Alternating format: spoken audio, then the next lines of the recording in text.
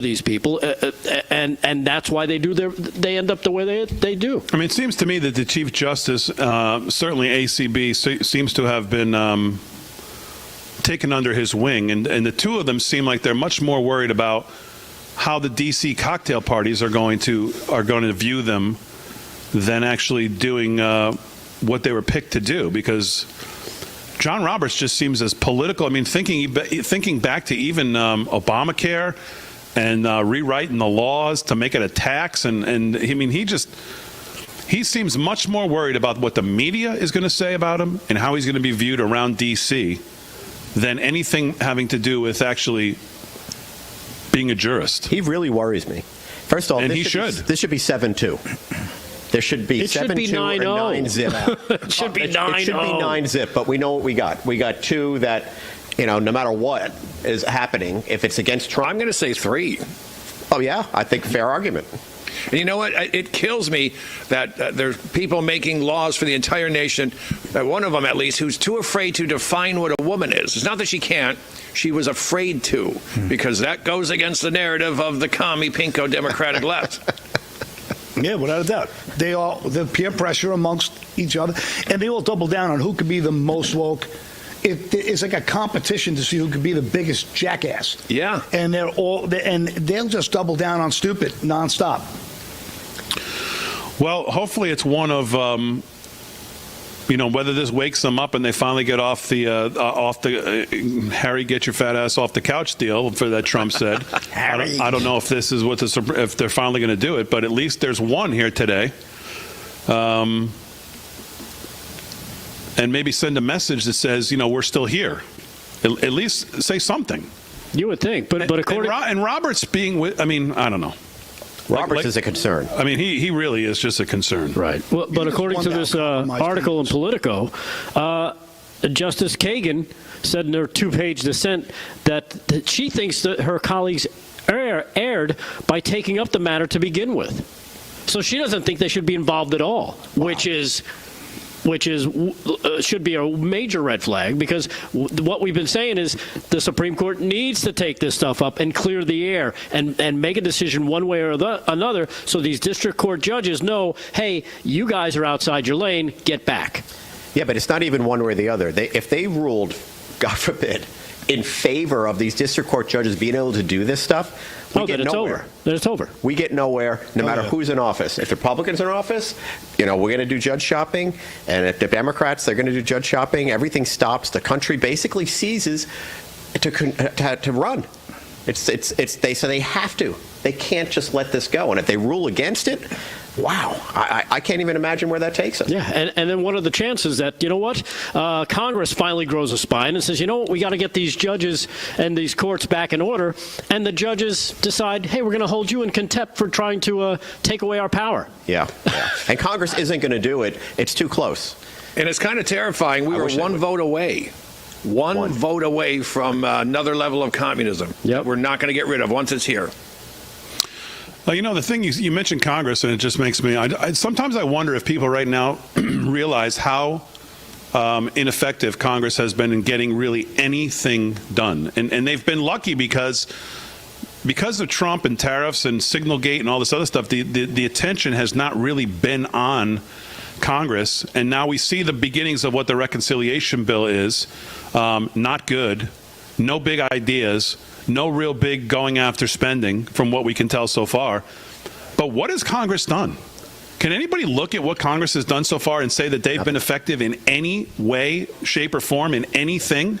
And they've been lucky to, again, kind of slide under the radar because there's so much going on in the executive, with the executive, that people are obviously engaged in all of this stuff, and now tariffs has taken over. Signalgate was before that. No one even remembers that now. That's completely gone.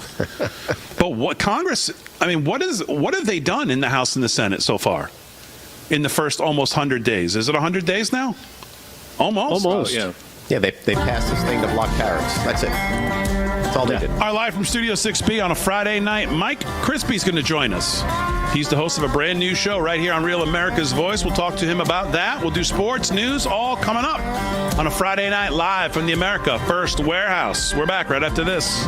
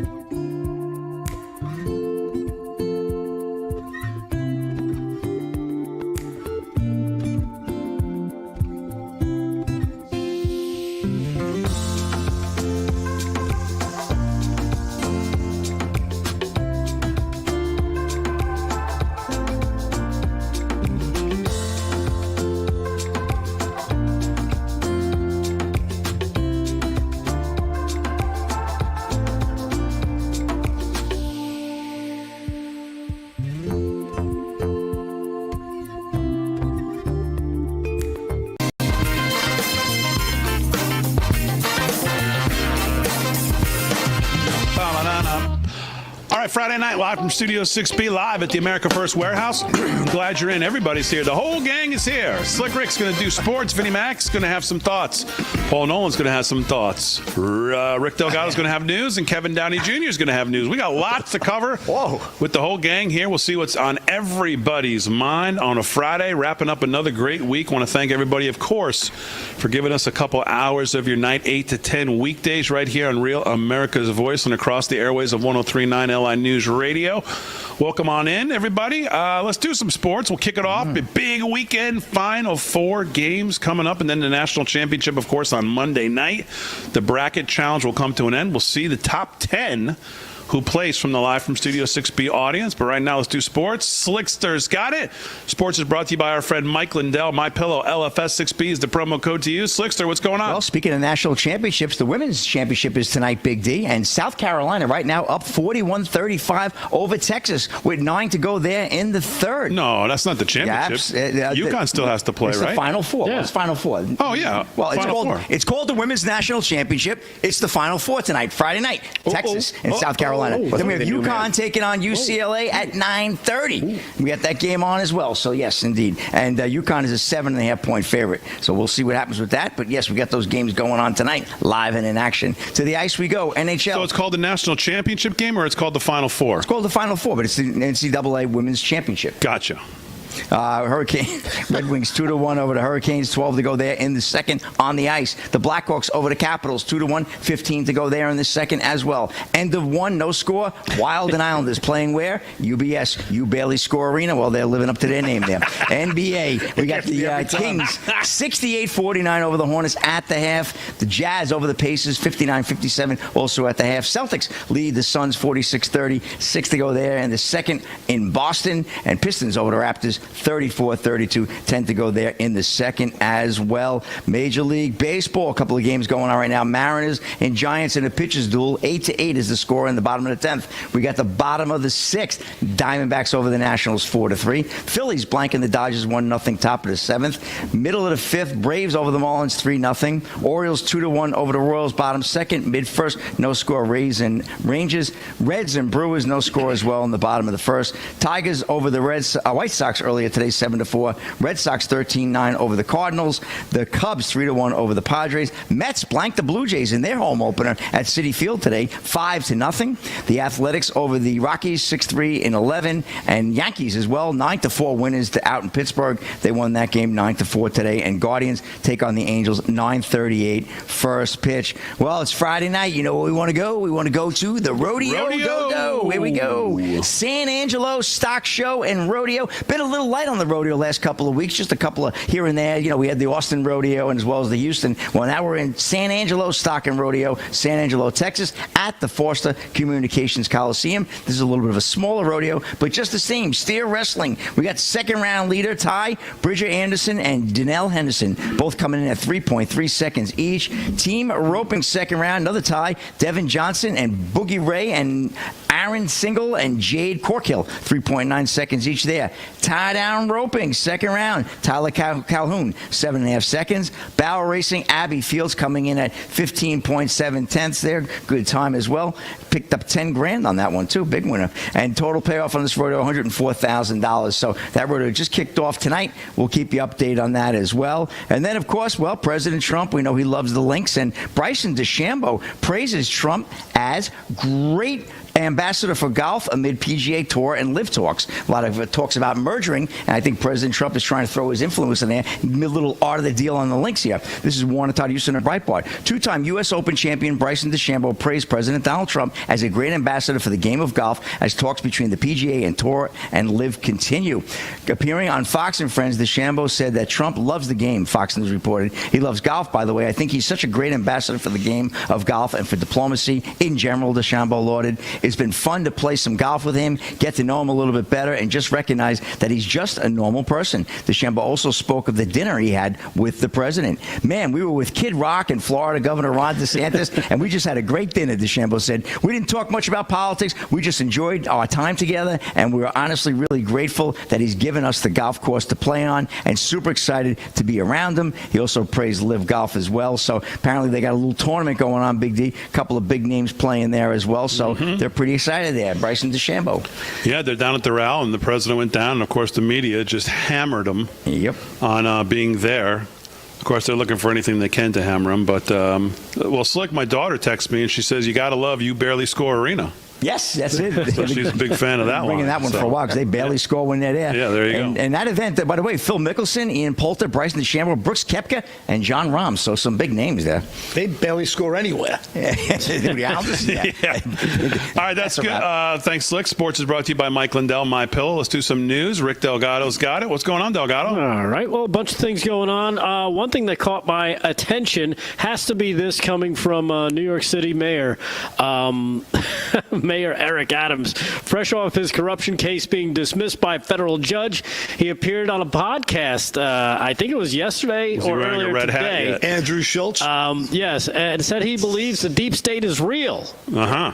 Oh, yeah. Sounds like somebody's he's seen the light. I sent that clip in if you don't have it. Somebody's eyes are opened. Here he is, cut number 6. Here's Mayor Adams explaining the deep state, and again, pitching. He's like the Amazon of mayors. Is he wearing a Trump was right about everything hat? Not yet, Okay. but he's pitching the Kash Patel book again. Check this out. He's red. Cut number 6. Here's Mayor Adams. Or do you know who you think it came from? Like, is Biden aware of this, or is it the people that are like underneath Biden? Is it completely separate? That's a great question. That's a great question. You know, there are a lot of people, you know, and I don't want to sound conspiracy theory, but there's a permanent government. There are people that see presidents and mayors come and go. Their attitudes will wait you out. You know what book is a great book, man? Everybody should read the book. Kash Patel's Government Gangsters. Okay. You should on the pod. You should read that book, man. Okay. Kash breaks this down. What is he? And is this what he's now the FBI director? Of course, we love Kash. But is this like what people refer to? And I think this word has been used too much, but like the deep state or whatever it is. It's not used too much. It's real, brother. Oh, really? Brother, think about it. Who's part of it? Like, what are there current like senators and that kind of stuff, or is it people that we don't even know but they're always existing? And you know, I have never seen anyone do such a good job of defining that deep state. You should have him on. I would. Tell him to come on. I was trying to be his booking agent. The royalties? The way he's probably listening right now, right? Can't articulate it. Adams now counts himself as a believer, Damon, crediting FBI director, as you could tell, Kash Patel's 2023 book on the subject as the thing that has swayed him. Kash was in the Department of Defense, he said. He's in the FBI. He prosecuted terrorists. He said on the Flagrant podcast hosted by Andrew Schultz. So he comes with a wealth of knowledge and the way he breaks it down. Yeah. And that sounds like a man who is he's very happy to be walking around free. Gang. He needs Trump protecting him the rest of the way. Yeah, he's going to write the foreword to Cash's next book, I think. He says he's going to run as an independent now. Oh, yeah, sure he is. Yeah. Good luck. And then in 4 more years, he'll run as a Republican. You know what, though, is not a bad idea for him to run as an independent now as opposed to try and do it as a Democrat, lose as a Democrat, and then try to recoup what you just lost. At least now he's out before the primary. Yeah. So now he can start to make inroads, possibly on those Democratic voters that maybe would still vote for him. And Cuomo was going to do a good job and fighting him for that nomination. Right. He was going to have. Well, he's got a 20-point lead, I think. Yeah, so. yeah. So there's that. I mean, that's amazing. There's that. Sausage. Amazing that he's going to win. Eat the sausage and kill the elderly, and he's Right. going to win. Yeah. Crazy. Yeah. It's unbelievable. He's going to win in a landslide. Just crazy. Yep, he will. Disgusting. All right, Friday night at the America First Warehouse. You can play the music, Fran, if you can. Mike Crispi is going to join us when we get back. Live from Studio 6B. We're back right after this.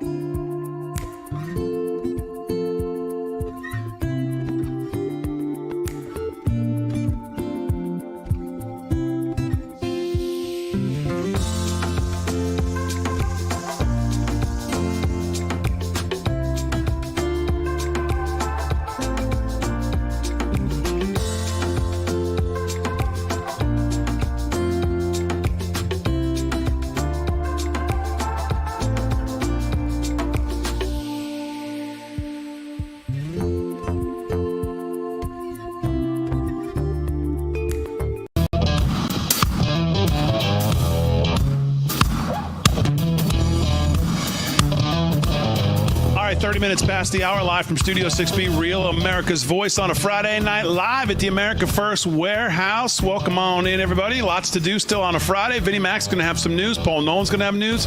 KDJ is going to have some thoughts. Delgado will have more. Of course, Slick will do some more sports. But right now, please welcome to the set. We're excited to have him here, the host of the brand new show on Real America's Voice. Debuts, I believe, tomorrow night at 8 p.m. Last Call with Mike Crispi. Please welcome Mike Crispi to the show. Mike, how are you?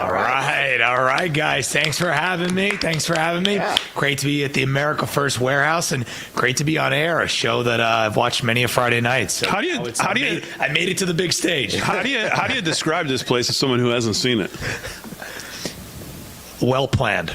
Yeah. It's very well planned. If you love Trump and you love a nice, tasteful, well-planned venue, this place has everything you could ever want as a Trump supporter, not missing anything. Yeah. Anything. Yeah. So last call debuts tomorrow night, 8 p.m. Tell us about the show and what you're trying to accomplish, and what made you want to do it. Yeah, well, I've been broadcasting ever since 2021. Started out going to Trump rallies and broadcasting for another network, and I've been hooked on the Trump movement since 2015. I went to my first rally in October 2015. I got there at 4 o'clock in the morning. I was in the first row. I really wasn't even involved in politics, and ever since that moment that I went to the rally, I went, I got to be a part of this, right? I got to be a part of this. I got to do my part, to make my influence, to get people to see the light. So started broadcasting, one thing led to another, podcasting.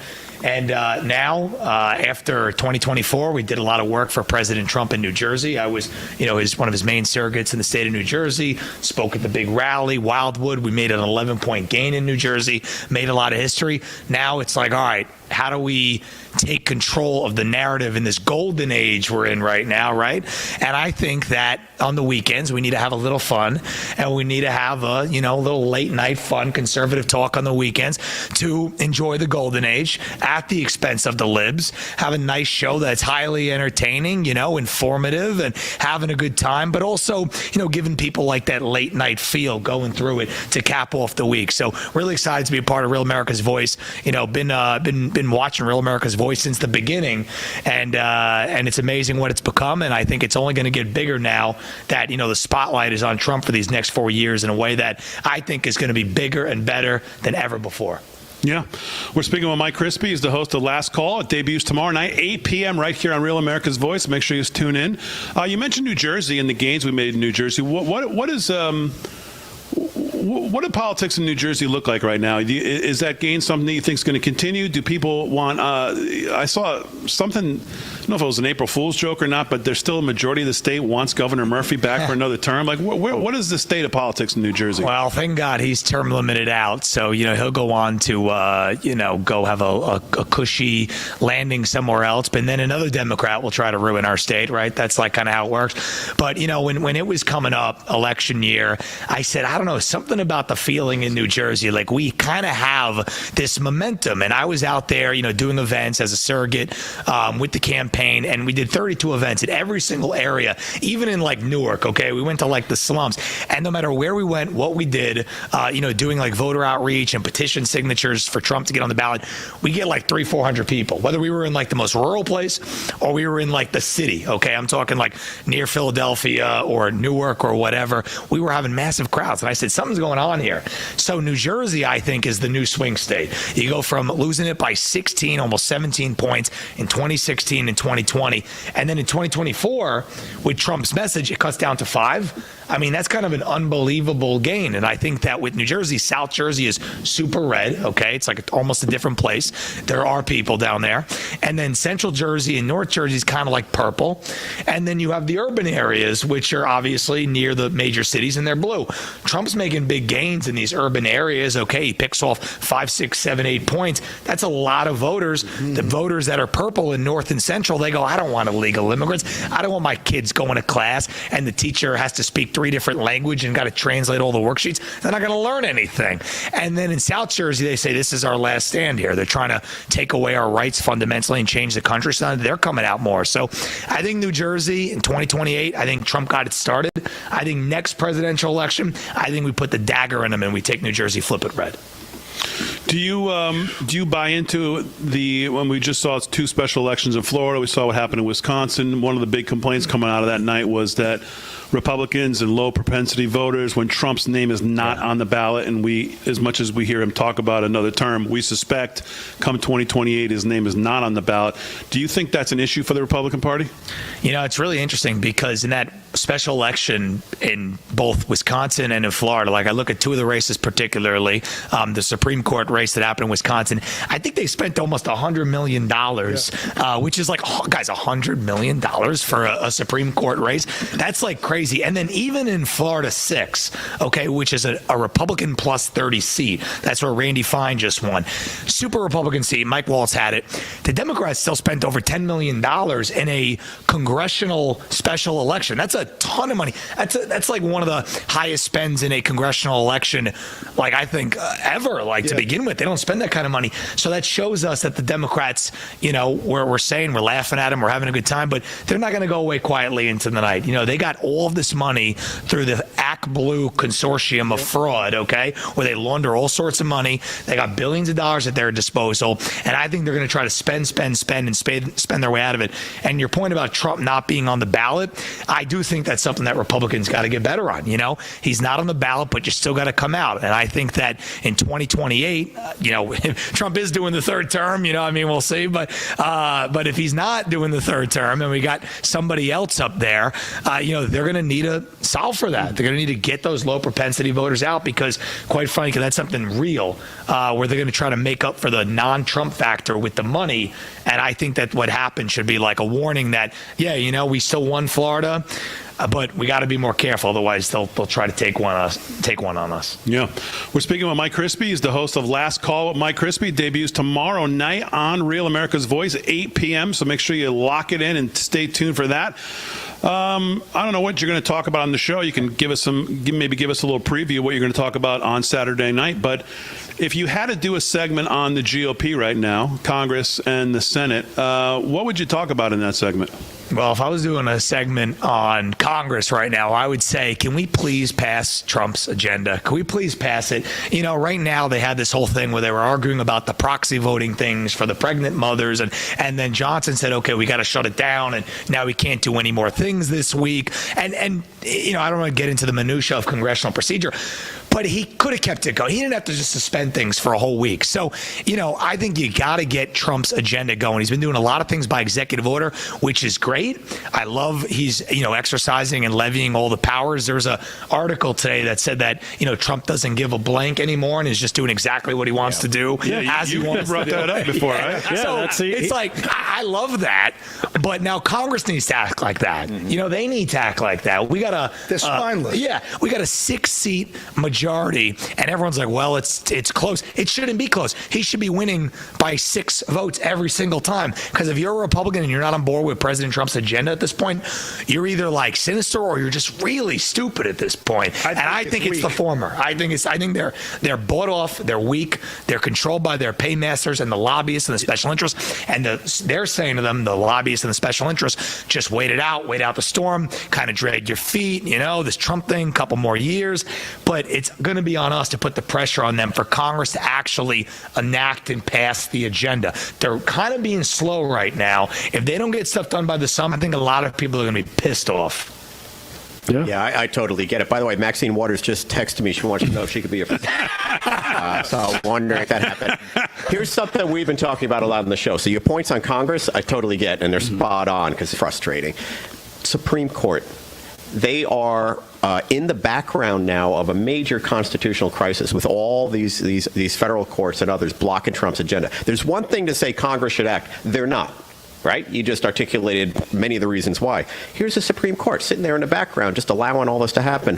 What do you think about that? Oh, man. So the activist judges, I mean, this actually happens at the state level and at the federal level where you're coming up with this thing. It's all they have left, right? So they try the lawfare. They try to kill them. They try the January 6 hoax. They try the Very Fine People hoax. They try the Rush collusion hoax. Now the last thing they got are activist judges, okay? Right. Obama appointed, in many cases, not even born in the country, like this woman Chutkin, like who's finding herself into all these cases, not even from the country. And these people are activists first and judges second. So all they're doing is, when they get together in their own time, they're saying, we're going to rule on things that have absolutely zero jurisdiction in our purview. And they know they're going to lose, but it just slows it down. Because then it needs to go to appeal. Then it needs to go to another level. And then the judge made a ruling, so they got to stop for a couple weeks. So I think, again, it's kind of like what Congress is doing. They're just trying to like roll out the clock, and the activist judges are just trying to, you know, stonewall something for a month or 2 months or 3 months. And then Trump inevitably wins, like an appeal and all that. But they're getting what they wanted done, and that was to slow it down for a couple months. It is such a big problem. I think whether it's the Supreme Court or something needs to happen about it, because it's just showing that if you're a leftist and you're a judge, you're supposed to be beyond reproach no matter what party you are. They don't care, and that's a really scary thing. And it's all the money that gets funneled to them as well. I mean, we got to hope that DOJ, somewhere along the way, will find the money source that gets these judges so much momentum and into their positions of power. So the activist judges are killing us. There's no question about it. How are the judges so rich? I mean, how are any of these members of Congress so rich? It's outrageous. And that's how it works. That's the communism right there. You have two levels of communists, folks. You've got your street urchins, the vegans and whatnot, the gluten-free, I'm going to poop on your Tesla. And then you've got the higher-up communists who are making bank. That's how you get them. That's how you keep them. Bank. You're with us or you're broke. And that's same thing in Poland. I used to be really close to a Polish family, and they explained to me their family was torn apart because there were two judges married, and they were communists, and they had all the money, they had everything they wanted. But if you hated communism, well, maybe you got toilet paper that day, maybe you didn't. Stalin wasn't sure. Yeah. Hey, real quick, Mike, going back to New Jersey, what are your chances? Because you're talking about making it, flipping the state, and that was a big thing we were talking about during the campaign, was that Trump needed to do these things, go into the South Bronx, go into these places that Republicans never visited, and get those numbers up. Do you see that continuing? Are you seeing that happening throughout the state? You mentioned, South Jersey. You've even had politicians flip parties down there, right? Well, it's interesting, and yes, and that was Jeff Van Drew who flipped. Trump had a rally, his biggest rally. You guys know where his biggest rally was all 2024 election? On the beach in New Jersey. It was on the beach in New Jersey, Wildwood, New Jersey. So I spoke at that rally, and I was backstage, and I was talking to Trump, and he said to me, Mike, oh, this is crazy. This crowd is unbelievable. How many people do you think are out there? And I said, well, Mr. President, they said like 80,000 people are here, but people keep coming in. He's like, 100,000. And then he got out there and he said, there's 107,000. And I said, let's go. So now it's forever known as the biggest political rally, not only in New Jersey history, but in all of the 2024 election. I think it shows the fact that we did the biggest rally ever in New Jersey. I think it shows the hunger of people where they're like, hey, we got a conservative who's giving us attention, giving us play. They don't come here. They got their consultants who are looking at the map and they're saying, spend your time in, this county in Wisconsin and this place in Nevada. But if you spend a little time and give a little love to like New Jersey, you can flip it. And I'm telling you, Trump, I know it. I know it personally. He wanted to come back for another one. And he said, if I come back for another one, we'll win. But he had to go deal with like 8 different swing states. He would have won Jersey. He would have came back another time. All right, let's hit the break. We're speaking with Mike Crispi. He's the host of Last Call. Mike Crispi debuts tomorrow night, 8 p.m. right here on Real America's Voice. We'll take a break. We'll come back. We'll do a little more with Mike on Live from Studio 6B right after this.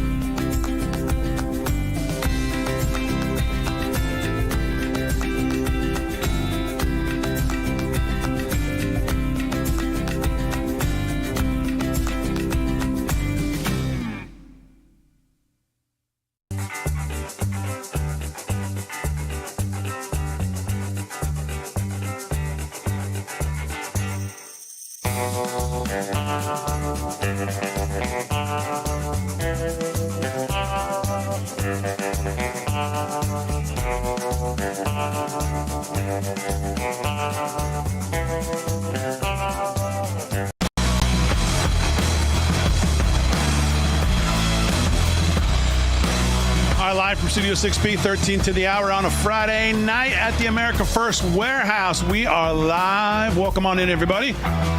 Slick's going to do some more sports in the next hour. Delgado's going to do some more news. We'll get to Kevin Downey Jr. and Paul Nolan as well. But right now, Vinnie Mac is here and Mike Crispi is here. He's the host of Last Call with Mike Crispi, and it debuts tomorrow night on Real America's Voice, 8 p.m. You're used to watching Real America's Voice at 8 p.m. Another great one at 8 p.m. Make sure you tune in tomorrow night and every Saturday going forward. We'll speak to Mike a little more, but he's going to hang with us here while Vinnie Mac does a little news. Vinnie Mac, what's on your mind? Oh, man, so much. I'm so glad Mike's here because I want to talk about something that I want to really hear what your thoughts are in this because it's just a lot to peel back. So we've gone through what the left does. They have used the deep state, to take Trump down and to take their opponents down. They've used judges quite effectively. They have biased judges in there, liberal judges taking things down. They've used so many things going on. And I'm watching all this Tesla stuff going on.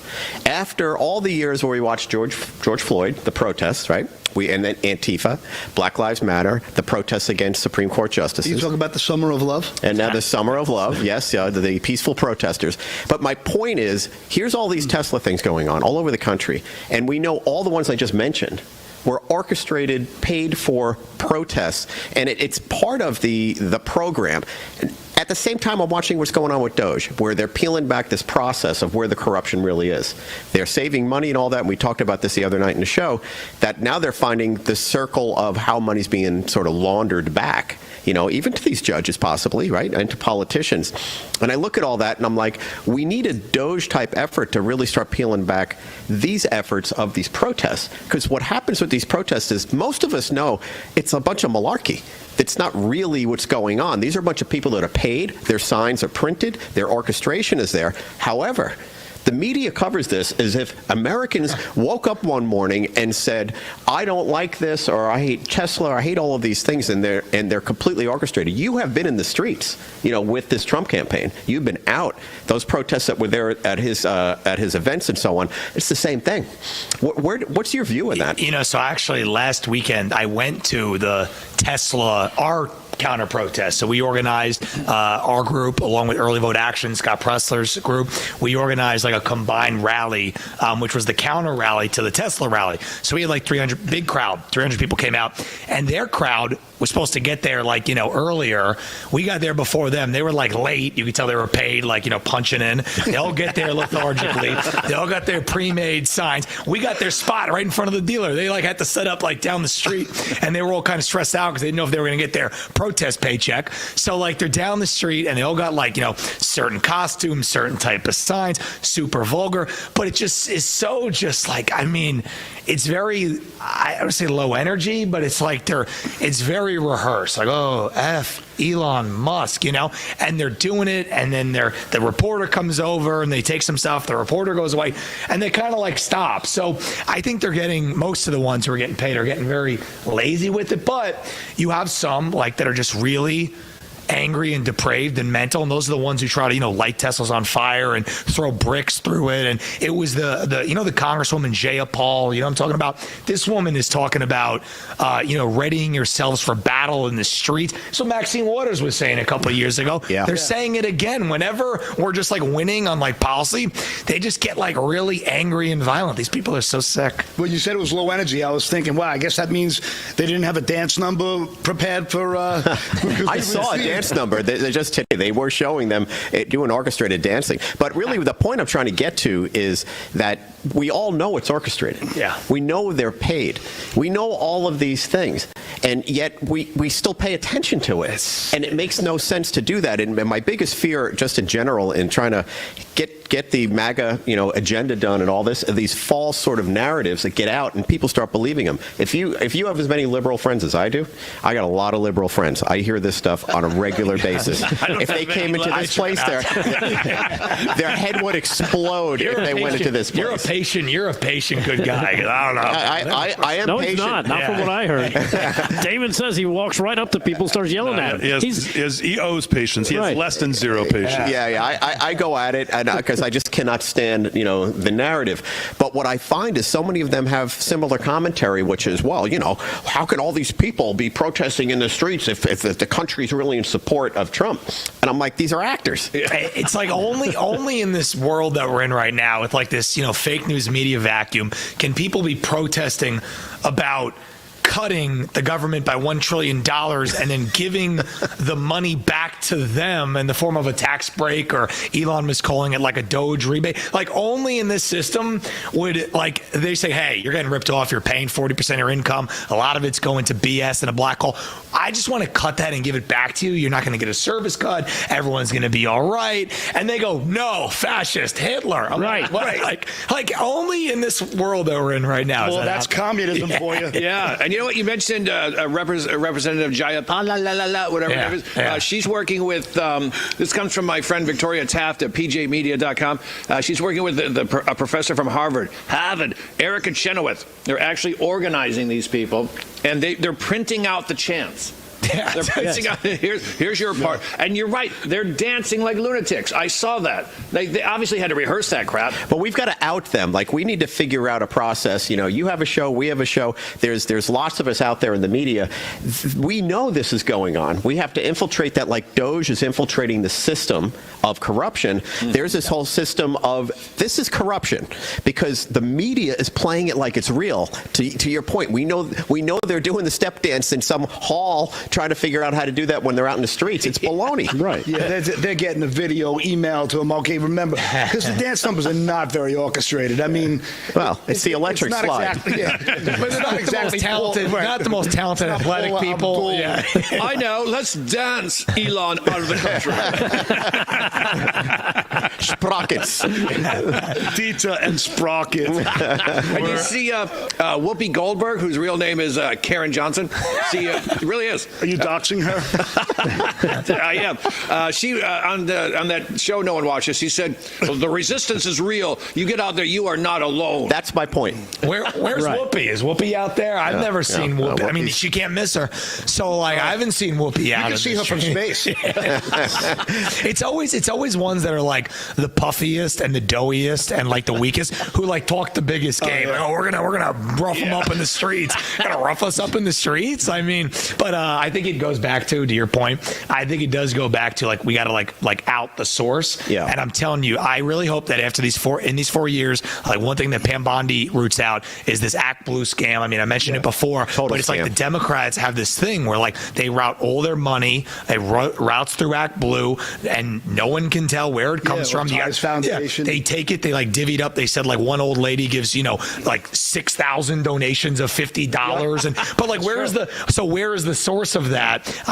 I hope that Pam Bondi gets to the bottom of that in the 4 years. Well, if they do that, we'll be in good shape. Actually, we played a clip yesterday of Elon saying they know who the generals are. They know the people who are paying them, who are organizing them, and they're going to go after them. So how do you guys hopefully feel we'll about see this this new rule where you're going to have to take your mask off when you're protesting? I mean, I would like to see the faces of these people who are paid provocateurs.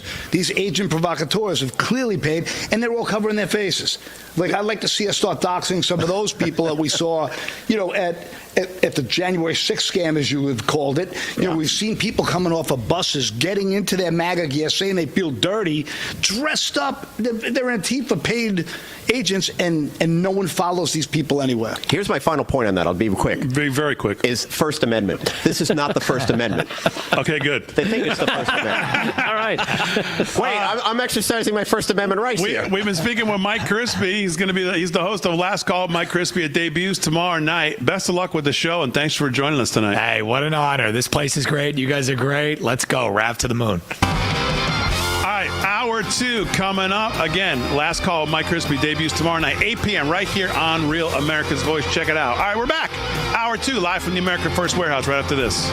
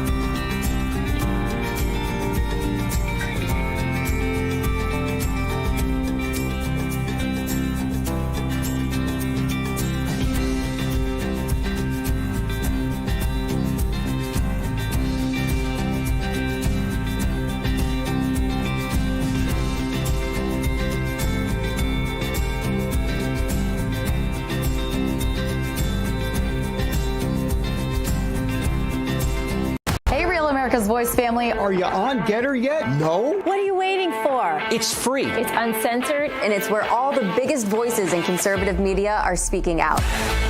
Download the Getter app right now. It's totally free. It's where I put up exclusively all of my content 24 hours a day. You want to know what Steve Bannon's thinking? Go to Getter. That's right. You can follow all of your favorites. Steve Bannon, Charlie Kirk, Jack Posobiec. And so many more. And the best part? You can watch Real America's Voice right there on Getter. Live.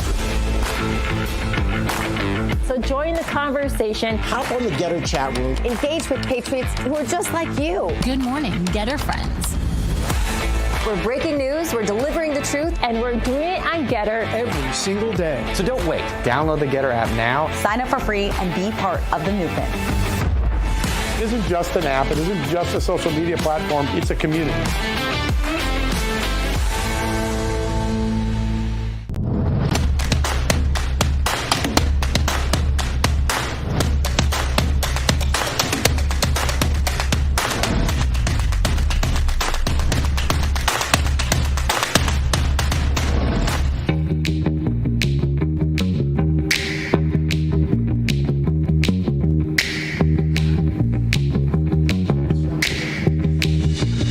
Live from Studio 6B on a what is that? On a Friday night. Just let me know if they come back because I'm not going to listen to that all night. There they go. It's back. We got. It's back. I was going to say we got mice in our ears. Hang on, it's Joe Biden. Joe, Joe, are you there? Hour two on a Friday. Hour 2 on a Friday night. Live from Studio 6B. The gang's all here. Vinnie Mac's here.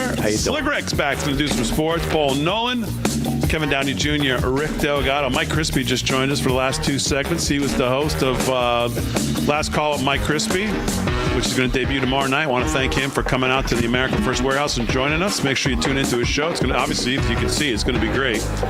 Lots to do here in hour 2. We'll try to get to everybody as many times as we can, but we'll start hour 2 by getting to the host of the Kevin Downey Jr. Show, heard 9 to 11 weekday mornings on 103.9 LI News Radio here in Long Island, New York, and that is Kevin Downey Jr. Mr. Downey Jr., what's going on? Thank you, Big D. I want to say something to everyone who's probably arguing with their blue-haired, salad-dodging tundra Wookiee of sister-in-law who thinks that because the stock market had a bad couple of days that they're going to starve.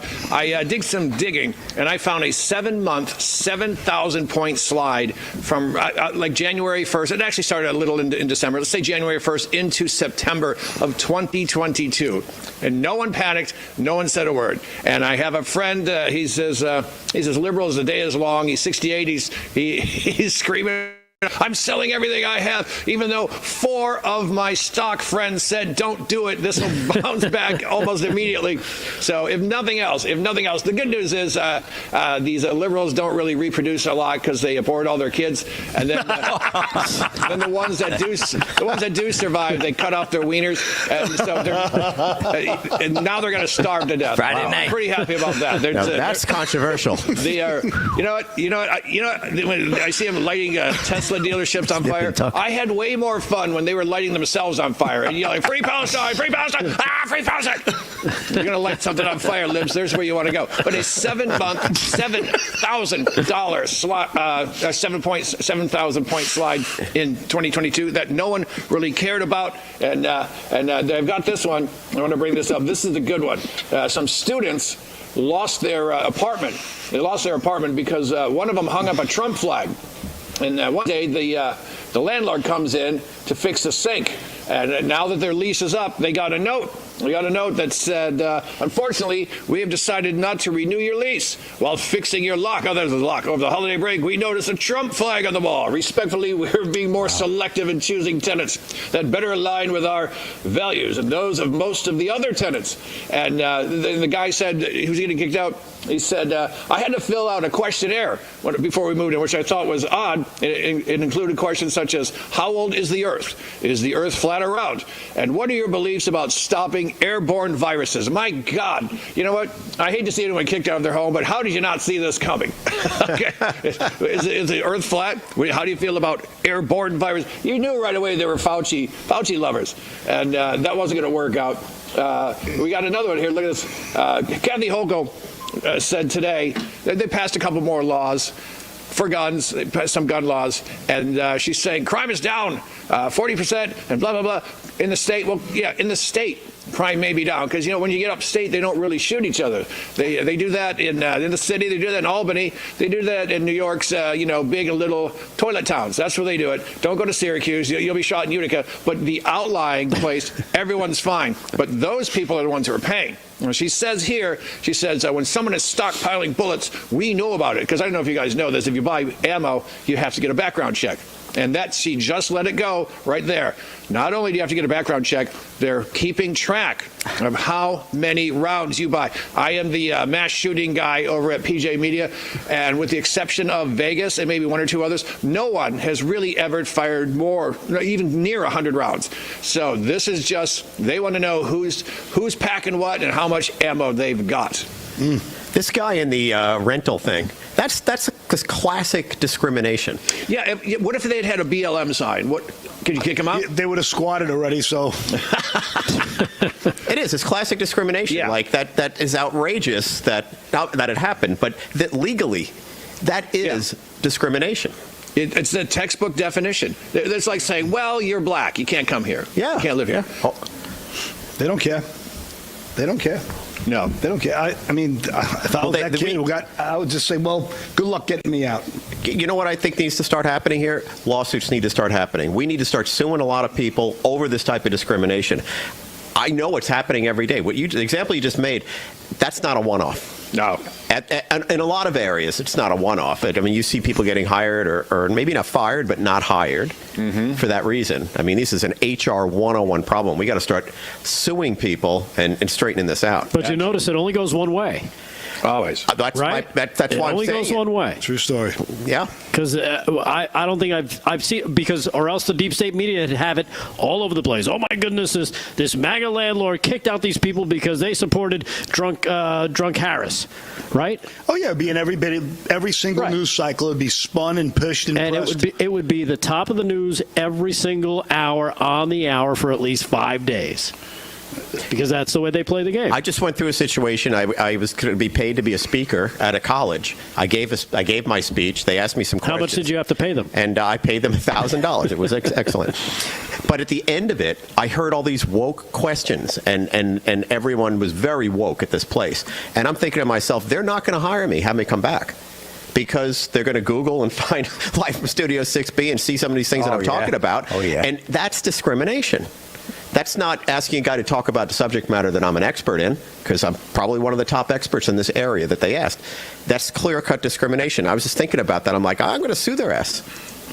I'm going to hire Rick Delgado.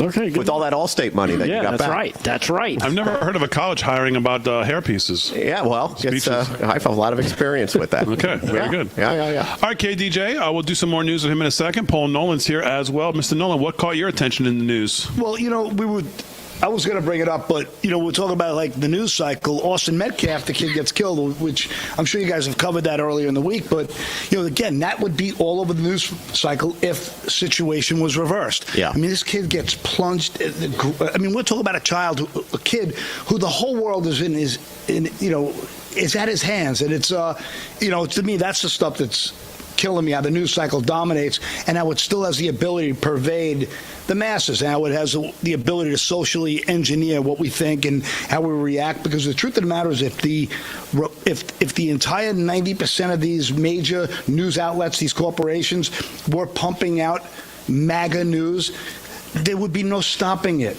It would be that fills in, though, totally with the protests. It fills in with the story like this, where a white kid gets stabbed by a black kid. The opposite would have been different. That's the narrative we got to unwind and get to the bottom of. And even other things. Do you want to? Oh, I was just going to say, I noticed. I caught on this back in the late 90s. I was living in Manhattan, and there was the West Side rapist. Has struck again. This is a 10th victim, and women are warned to be on the lookout. He's 5'10" with slim build.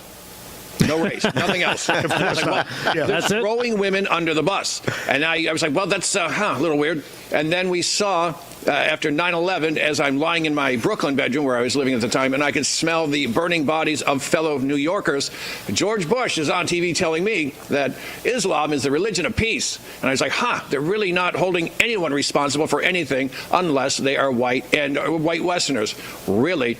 Now we know why, because we see this rape epidemic that's been going on for almost 2 decades in England. And you can't talk about it, and not only can you not talk about it, the cops didn't arrest anyone because they were afraid they'd be considered racist. So they've been priming us for what's happening now and what's coming ahead. Which really leads me to Russell Brand now responds to the rape, sexual assault charges, says I was never a racist. The comedian turned guru Russell Brand has denied the sexual assault charges leveled against him by British police. The 49-year-old quickly vowed to fight the charges. Just hours after Metropolitan Police revealed the star had been accused of assaulting women from 1999 to 2005. If this guy was still an actor, if this guy was still on the left, this would never be close to happening. But he's a dissident. We see this happening time and time again. We saw what happened to Tommy Robinson in his life, and that guy's a patriot who will not stand down. God bless him. And the truth of the matter is, anybody who talks out against the globalist machine is doomed. That we can look at the elections in France. Look at how much pressure in Hungary. Look at how much pressure in Poland. It's anything that defies the EU, which is just another European version of the globalist agenda. They are assaulted and they're jailed and they are ruined. Look at Le Pen, right? Yeah, Marine Le Pen. And meanwhile, Lagarde, the former IMF chief, who is put in one monstrous globalist position after another, doesn't matter what she does. You look at her history of criminal activity, you'd think she got lessons from Joe Biden. Yep. Look at Elon Musk, though. That's the biggest shiny object in Europe. They're attacking Tesla dealerships in Europe. But look at Elon Musk. He was a hero globally. Look what he's doing with Starlink, keeping the communications going for Ukraine, and Ukraine defies it by sending bombs into Russia, and now they're making Elon Musk out to be the devil because he doesn't agree with them breaking the peace treaty. I mean, we live in bizarro world. Yep. And you know what, that Russell Brand thing, I remember when that broke, 10 women, they found 10 women all at the same time. They just happened to find him. Now, and they're going after him. Never mind the Pakistani grooming gangs, I like to call them. Right. Rape gangs. Now, we're not going to go after them. But Russell Brand, all right, we're going to get him. It's 100% global. And the thing about the Teslas, remember, they were rioting and protesting in Europe over George Floyd. They don't care about George Floyd. They don't care about Elon Musk digging around with Doge. They don't care. This is the globalists. They're paying these people. Get out there. We got to walk around. It's nothing more than that. That's what we need to expose. And you want to add another name to that, don't forget Conor McGregor, right? He talked last year he should run for president of Ireland. What'd they do a few months later? Rape charges. Right. Yeah. That's their calling card. Yeah. It's like, how do we get them off the ballot? How do we take them out so people look at them with a look of scorn and say, I could never vote for that. He's a rapist or this or that. That's how they do it. They tried to do it with Trump. The PP story. Yeah, I mean, the PP tape that never existed, that nobody has except for Adam Schiff. I guess he watches it in the privacy of his own toilet or something. I don't know. He still thinks it's real. I still hear PP tape. You know what they need? They need a slush fund so nobody knows that you're paying everybody off. You know, that's what we need to do, like Congress has. That's the one way to get around it. That's a sarcastic comment about our congressional leaders that have done exactly what we're talking about, that no one's ever heard of, through a slush fund that they have to pay people off. That it's a slush fund of taxpayer money. Because the senators aren't paying it out of their pocket. No. I had to have this congressional page in the toilet, but I need money to pay her off. Audit them all. Right. All right, live from Studio 6B from the America First Warehouse on a Friday night. We got more to do. We're back right after this.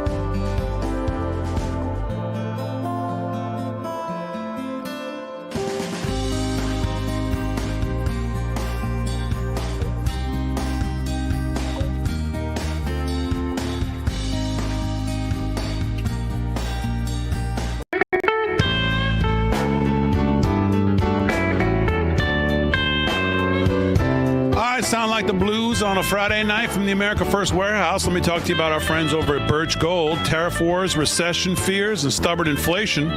No wonder gold has been routinely hitting all-time highs. In volatile markets like right now, don't sit on the sidelines with your head in the sand. Take control and safeguard your savings. That's why so many Americans today are turning to Birch Gold. They've helped tens of thousands convert an existing IRA or 401k into an IRA in precious metals, and specifically gold. It's time for you to hedge against inflation and economic instability with gold. I think it is. To learn how to own physical gold in a tax-sheltered account, text the word America and send it to 989898 from your mobile phone. Birch Gold will send you a free, no-obligation information kit. Again, all you have to do is text the word America to the number 989898. Birch Gold has an A+ rating with the Better Business Bureau, countless 5-star reviews. You can trust Birch Gold to help protect your savings with gold. It took us decades to get into this tangled mess that the government's trying to unpack now. How long will it take to get out of it, and at what cost? Well, that's anybody's guess. Text America to 989898 today and talk to our friends at Birch Gold on how they can help you. Well, the IRS is the largest collection agency in the world, and with April 15th fast approaching, it's more aggressive than ever. In 2025, enforcement has ramped up, and if you owe back taxes or have unfiled returns, waiting is not an option. The longer you do, the worse it gets. Ignoring your tax troubles is the worst thing you can do. April 15th marks another tax year that has passed you by. Getting ahead of this now is the smart move, but never, never, ever contact the IRS alone. Instead, let the experts at Tax Network USA handle it for you. Why? Because not all tax resolution companies are the same. Tax Network USA has a preferred direct line to the IRS, meaning they know exactly which agents to deal with and which agents to avoid. With proven strategies to settle tax problems in your favor, whether you owe $10,000 or $10 million, Tax Network USA's attorneys and negotiators have already resolved over $1 billion in tax debt. Talk with one of their strategists today. It's absolutely free. Stop the threatening letters. Stop looking over your shoulder. Then protect yourself from property seizures and bank levies. Don't let the IRS control your future. Call right now, 1-800-905-8000, 1-800-905-8000, or visit tnusa.com/RAV, tnusa.com/RAV. April 15th, just around the corner. Act now before the IRS acts first. 1-800-905-8000, 1-800-905-8000, or visit tnusa.com/RAV, tnusa.com/RAV. All right, 21 minutes past the hour of 9 o'clock on the East Coast. Let's do some sports. Sports is brought to you by Mike Lindell and My Pillow. Slickster's got it. Slickster, what's going on? Well, breaking news. NHL. Alex Ovechkin ties Wayne Gretzky's all-time NHL goals record just moments ago. Ovechkin now has 41 goals in his 20th NHL season. Amazing for 39 years old. Ryan Morica, Fox News. Unbelievable. Wayne Gretzky finally has company. Gretzky became the NHL's all-time goal scorer back on March 23rd, 1994, when he surpassed Gordie Howe with his 802nd career goal. Now, 31 years later, someone has beside him as Alex Ovechkin tied Gretzky's record on Friday night. Ovechkin entered the game needing 2 to tie and 3 to become the new goals king. He lit the lamp just 4 minutes into the game against the Chicago Blackhawks. Just over 5 minutes into the third period, the Capitals won on the power play, an obvious on-ice scenario for Ovechkin, and he took advantage. He took a pass, squeaked it by Spencer Knight. All the Capitals came onto the ice as Ovechkin got a loud, long ovation. Gretzky was in the building to begin his trek of following Ovechkin along the way, but he won't be following for much longer. At the time of publishing, there was still 13 minutes left in the game, which is about 12 right now. Ovechkin was drafted with the first overall pick to Washington in 2004, but because of the lockout, his debut was postponed a year. Well, he's made up for lost time, and this is not a sense of stat compiling either, as Ovi looks to still be in his prime. In his 20th NHL season, the record-tying goal was Ovechkin's 41st of the year, which ranks third in the NHL behind only Leon Draisaitl and William Nylander. He's having a hell of a year. So unbelievable. Congratulations, Ovechkin. And they're going wild down there in Washington. Guess who was sitting with Wayne Gretzky, right to Gretzky's right? Guess who was sitting right next to him? Oh, Wayne Newton. Someone tell the New York City mayor His new best friend was sitting next to Wayne Gretzky, Kash Patel. Oh, wow. FBI Director Patel was in the box sitting right next to Wayne Gretzky when the camera shot went to Wayne, and he stood up to rousing applause there. And there's Kash. That's right. And Kash, we had Kash on the show not too long ago, right, Big D? Right from this stage, we had him on the show one night. A couple times from here. A couple of times, yes. So, friend of the show. Great stuff. So, congratulations on that. Just want to get to a couple more scores, Big D, before I throw it back to you. NCAA Women's Championship Final Four. South Carolina is advancing to the final. They defeated Texas handily, 74-57.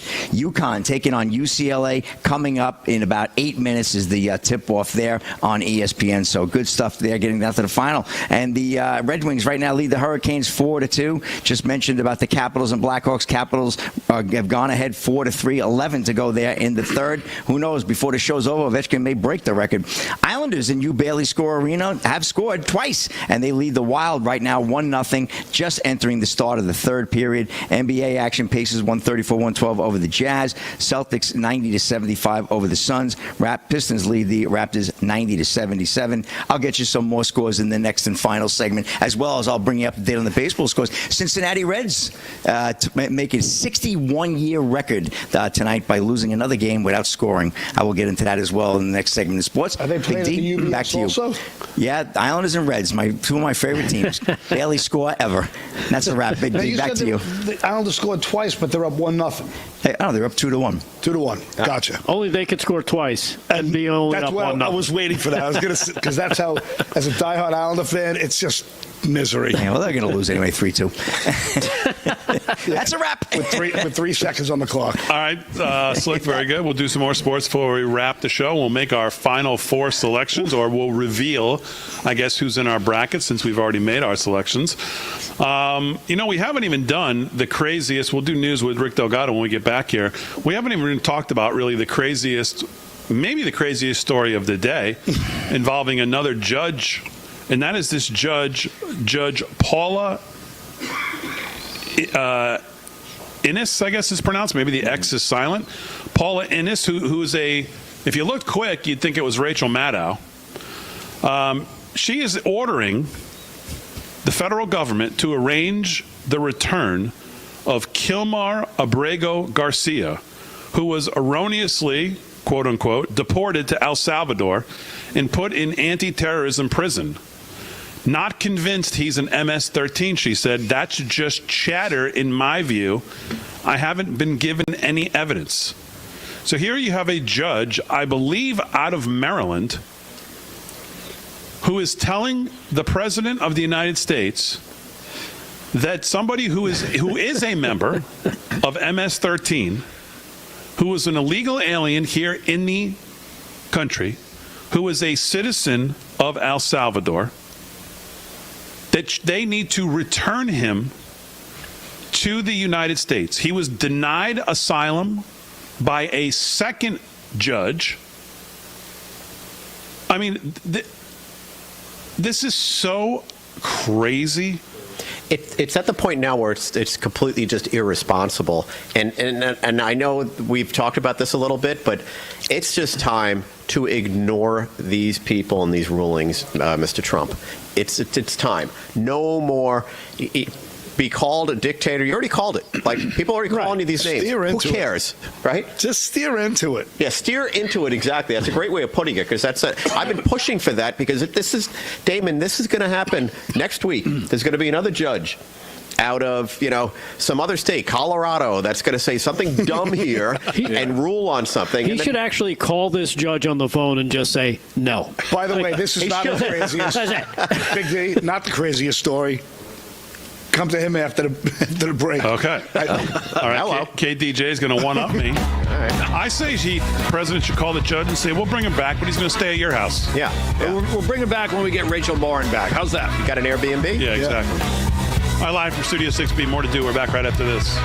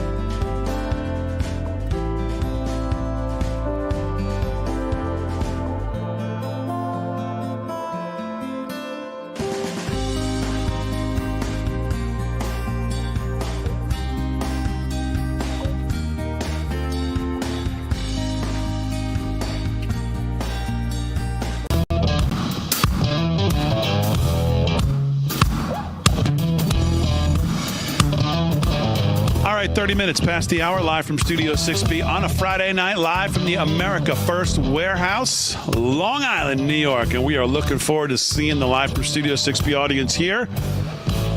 Well, May 2nd, I think, is going to be the big day. Maybe I'm breaking news here that I'm not supposed to, but I think May 2nd is going to be the day. And we're excited to see you here. And it'll be up close and personal, by the way, when you're here. Like in your lap. I don't hear you. As close as your chair is to falling off that stage. Yeah. That's pretty damn close. It's going to be close, yeah. So we'll do a little more sports with Slick before the end. We'll make our Final Four predictions. We'll try to get to KDJ, Paul Nolan, Vinnie Mac here before we wrap. Let's do a little more news right now, though, with Rick Delgado. What else is going on today, Delgado? All right. Well, I don't know if you saw this, but King Charles, Damon, asked to step away. He has returned to public duties after his hospital visit. The king returned to public engagement this week after side effects from his cancer treatment stopped him from carrying out visits last week. The king rested in Highgrove, they call it, his estate in Gloucestershire, over the weekend, and will get back to official duties in coming days, including an audience with the Prime Minister and at Windsor Castle. Oh, I read that someone had said that he has been asked to step away due to his health concerns. That was last week. This week, I saw that he's today. back. Okay. The king spent a short time in hospital. They say in jolly old England, they call it in hospital, in London last Thursday after suffering temporary side effects from his cancer treatment with a visit to Birmingham. Despite having to attend hospital, he said he was feeling very well later that day and carried out some light work at Clarence House before having dinner with the Queen. So there you have it. It just reminds me of a little thing from, I don't know if you heard about this guy, Nostradamus, who actually predicted King Charles' reign would be cut short and that this person, the new monarch who would take his place, probably won't be Prince William. I'm just saying, I don't know. Nostradamus, big name, knows some stuff. Did we just get pulled from the network? Track record. Nostradamus we have over here. Yeah, we got Nostradamus. the person, what did you say? The what? Nostradamus. Won't be who? Won't be Prince William. Won't be his son. Won't be his first son. Is it going to be Meghan Markle? It could be Harry. I think it could be Harry. Any other news on inbred families? Tell the king to get a job. What was her character in Suits? Man, she deserves maybe to be the queen. She should be queen. Maybe she should be the king queen. Or does it matter anymore? Can she identify as a king or whatever? Sure, you identify whatever you want to do. I think that's lasted longer than I thought. Right? Wasn't that her deal in Suits, Rachel? Yeah. Speaking of well-spoken. By the way, have you seen the new Suits? Oh my God. No. They went to the well. They went to the well too many times. I've never seen that show. You can't recreate magic. You just can't. Nah. Oh, it's so brutal. It's the worst thing I've ever seen. There's only one Harvey. It is so bad. It's unwatchable. Unwatchable. Sounds like the new Disney movie, Snow White. Speaking of things that are watchable and well-speaking white men, let's do one of our favorites. Stephen Miller of the Trump administration talking about tariffs. Now, I know that sounds very exciting to most people. Sure. But when you hear Stephen Miller talk, then you're like, I can listen to this guy all day. Here's cut number one, Stephen Miller on Trump's tariffs. Check this out. Can someone explain to me? We protect and defend South Korea. And in exchange, they steal our automobile industry, they steal our electronics industry. We protect and defend Japan, and in exchange, they close their market to our cars. We protect and defend Canada, and they run up a massive trade deficit with us. We protect and defend all of Europe at a cost of trillions of dollars over time, and what do? They run an over $300 billion trade deficit with the United States. Why should America protect the world, send foreign aid to the world, defend the world, provide for the world, and in exchange, get ripped off by every other country in the world? And what do they have to show for it? The deindustrialization of the heartland, the destruction of the American dream, the eradication of our industrial and manufacturing base that we need for our national security, and the crushing of the American dream. It has to stop, not to mention $36 trillion in debt. Yeah, so there you have it. Stephen Miller talking about tariffs. Speaking of tariffs, Damon, President Trump said today he had a productive call with the top Vietnamese official, adding that the communist Southeastern Asian nation wants to cut their tariffs down to 0. What a shock. And he wants to explore a free trade agreement. Oh, people are caving, huh? Yes, exactly. Trump's statement on the call with To Lam, Communist Party of Vietnam General Secretary, say that 10 times fast, helped boost shares of apparel brands Nike, Lululemon, and American Eagle, all of which have large manufacturing operations in his country, as all major indexes have plunged for a second day in a row. Now, we talk about, things plunging here. The stock market's plunging here, but it's plunging around the world as well, and those people are getting very nervous. Maybe Lululemon's prices could plunge in this deal. Can we work that out? Yeah, my God. Try to get a pair of socks. If my wife and daughter want any more pants from there for $90, I think I'm going to... This would be a good time to maybe play the first 2 minutes of that Nancy Pelosi from 30 years ago, because this addresses fully what you just said here now. Can we play Baron, that? cut 5, if we have it. Nancy Pelosi. How far does China have to go? How much more repression? How big a trade deficit and loss of jobs for the American worker? And how much more dangerous proliferation has to exist before members of this House of Representatives will say, I will not endorse the status quo? As I mentioned, it's about jobs, proliferation, and human rights. And there are those who say we shouldn't link human rights and trade and proliferation and trade. I disagree. But if we just want to take up this issue on the basis of economics alone, indeed, China should not receive most favored nation status for several reasons that I'd like to go into now. I'd like to call the attention of our colleagues to this chart on the status quo that the business community is asking each and every one of you, each and every one of us, to endorse today. Right now, we have a $34 billion trade deficit with China, the 1995 figure. It will be over $40 billion for 1996. Since the Tiananmen Square massacre, this figure has increased 1,000%, from $3.5 billion then to about $34 billion now. In terms of tariffs, I think it's interesting to note that the average U.S. MFN tariff on Chinese goods coming into the United States is 2%. Whereas the average Chinese MFN tariff on U.S. goods going into China is 35%. Is that reciprocal? On exports, China only allows certain industries into China, of U.S. Industries into China, and therefore only 2% of U.S. exports are allowed into China. On the other hand, the U.S. allows China to flood our markets with a third of their exports, and that'll probably go over 40%. And it's limitless because we have not placed China, one of the freest societies in the world. In terms of jobs, this is the biggest and cruelest hoax of all.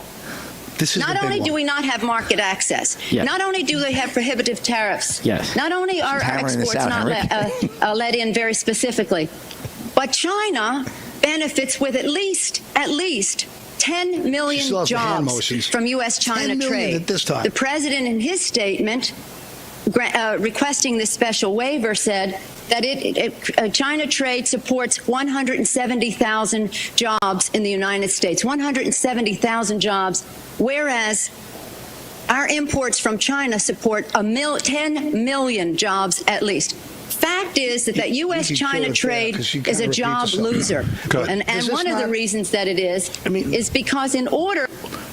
At what point is this on every news cycle? I mean, in every state, these people are just political, prostitutes. I mean, they just whore themselves out for whatever the next thing that their talking points are. You can't.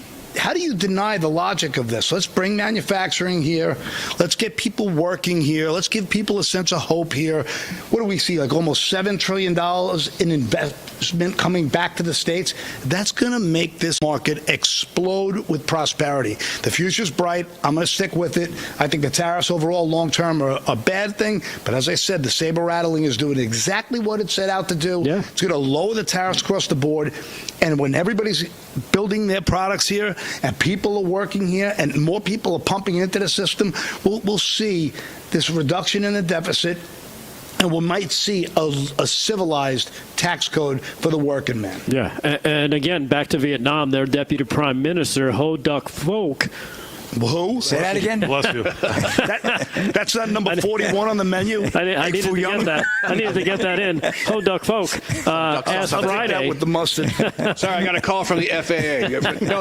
No, it's a name. No MSG. Before the phone call with Trump and the Trump administration, he asked them to delay the imposition of the global tariffs for up to 3 months in hopes that they could work out this deal. So there you have it. The world is they're starting to get nervous because the line into the Oval Office to cut deals is going to start to get longer and longer. Exactly. Because again, we've talked about it. We are the buyer. So everybody needs to sell to us. We don't necessarily need to sell to them because a lot of countries we can't. You don't see, Corvettes driving around in Europe. Never. So, in Germany, you'll never see an American car. Exactly. Well, the tariff to do it is crazy. Yeah. But, China does, first of all, China is no longer the low-cost manufacturer they were. Vietnam is, and other places in Asia are, but China's middle class has grown. They're making money. It's no longer that place where it's super, super cheap. 2, China is really good at one thing, bribing. Why do you think all this is happening? They're paying off so many people, millions and millions of dollars all over the world to continue to do stuff. Trump is the first president. All these people coming to negotiate, he's the first president to call them out. And he's walking the walk. Now, they just double down their tariff thing, right? Fine. Let's have a trade war with them. I'm good with that. I want to work it out with Canada. I'd like to work it out with all these other folks. But China, we have to. And the fact that we manufacture so many products there still, fine. Force it all to come back here. We went through hell with COVID, where we couldn't get our own product, couldn't get our own drugs, couldn't get our own drugs. And it's about time we called them out. And if we're going to have a fight with anyone on this particular issue, I'd rather that be the fight, because they're the big giant in the world in terms of manufacturing and exporting and all that, with the biggest disparity in the world, especially for our country. So kudos to Trump for taking them on. And you saw this thing about TikTok today. Yeah. So he has a deal. Did OnlyFans buy it? He makes. I didn't get the details of who was the buyer, but he had a deal. The tariff thing, they'll be back, but the tariff thing backed it up. But you got to give this guy credit. Put together, this is a mammoth deal.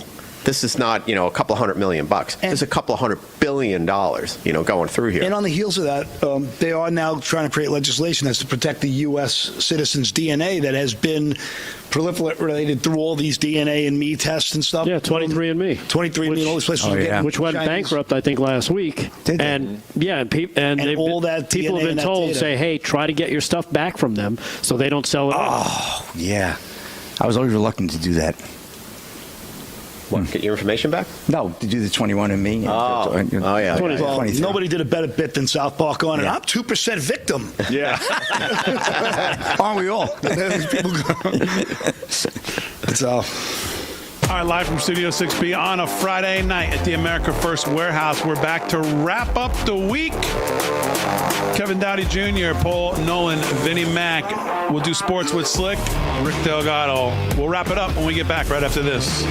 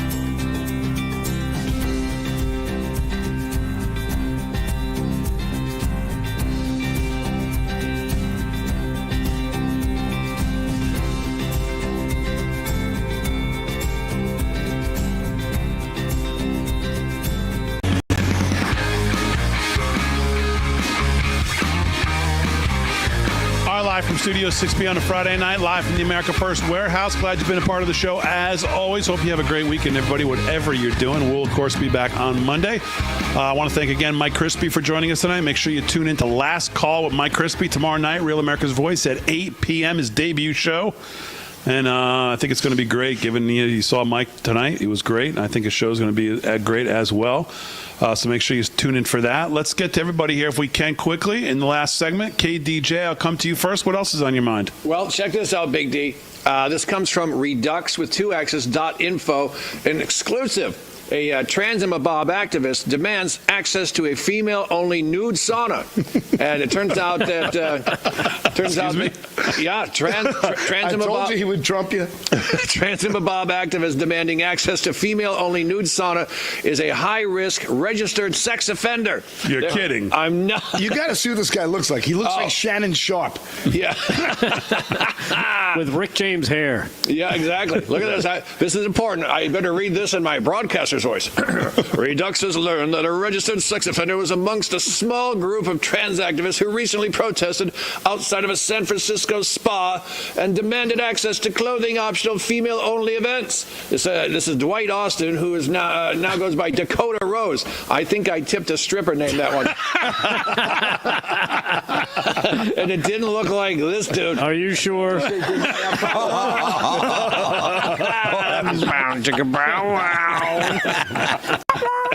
You have the address of that sauna? Remember, if you're drunk, boys, it don't make you gay.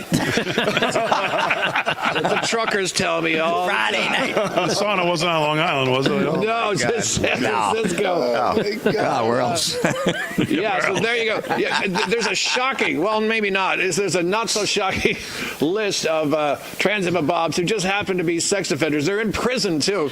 They're in prison. Yeah, right. You know, if you're going to go to jail, put on a wig. Yeah, the guy claims he's been going there 20 years. They've been open 3. Yeah. So that's what I got. That's what I got for you, D. All right, KDJ, make sure you tune in and listen to KDJ weekdays 9 to 11 on LI News Radio 103.9 right here on Long Island. Paul Nolan, anything else on your radar? No, I kind of covered everything I had to, other than, there's one story I think I did want to mention, but I'll keep it short, that Russia launched a space weapon in path of U.S. satellite, according to the Pentagon. Small story. United States says that Russia has launched a satellite that can deploy nuclear bombs from space. Now, I don't know if that's bad. I'm not a military strategist. Sounds like it may not be great. It sounds like we're all going to start paying more taxes because we got to build that stuff too. So that's really all I had. All right, very good. Let's do a little last sports with Slick Rick. Sports is brought to you by Mike Lindell. Now, Slickster, we've got Florida-Auburn. Yes. Florida's -2.5, and we have Houston-Duke. Duke's -5. You want to make some picks here? What do you got in these two games? Well, I took Florida. I'm hoping that they can beat Auburn. Auburn looks really strong the last couple of weeks. And I had to go against Duke because I felt that everybody was picking Duke. So if I had any chance of being higher in the bracket, I would go with, and I ended up with Houston. But that's just straight up to win the game. So would you take still Houston plus, obviously, I have Houston to be, plus 5? Yeah, because, Florida would be laying the 2.5. Yeah, I think Florida could win that game by 3. I think. Okay, so you're going to stick with what you got? Yeah, I am. All right, anybody else making Final Four picks? Paul, you making any picks here in these two games? No idea. Delgado, who you got? I got Florida winning it all. Yeah. So I've got them going over Auburn. I had not gotten. I did not pick Duke to get this far, but I did pick Houston to get this far. So I'm going to go with Houston. Okay, very good. KDJ, do you even know that this tournament's going on? Do you care? No. San Francisco doesn't have a team. Don't worry. Okay. I got my money on Dakota Rose. Dakota Rose in the 8th. Yes. Who do you have? The Yankees and the Celtics? Blue Horseshoe loves Anacott Steel.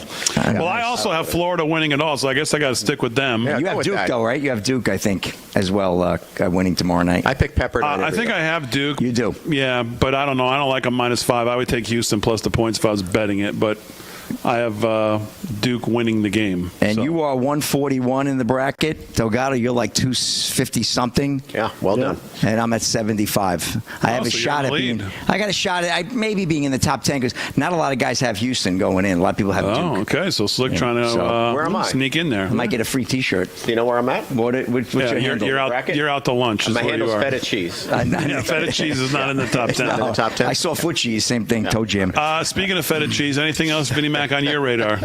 Yeah, a couple of things are on my radar. Number one, the difference between Trump's last presidency and now, Marco Rubio backing him with, hey, the U.S. They're talking to the global leaders of NATO, and they're complaining about everything going on in Europe, and Rubio backing it.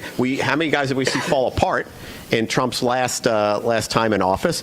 And then you have Trump creating a task force now to protect female athletes from the gender ideology. This is what he has to do. We have to have a task force in there because nobody's listening, and they're breaking the law, and so good for him for putting that stuff in there.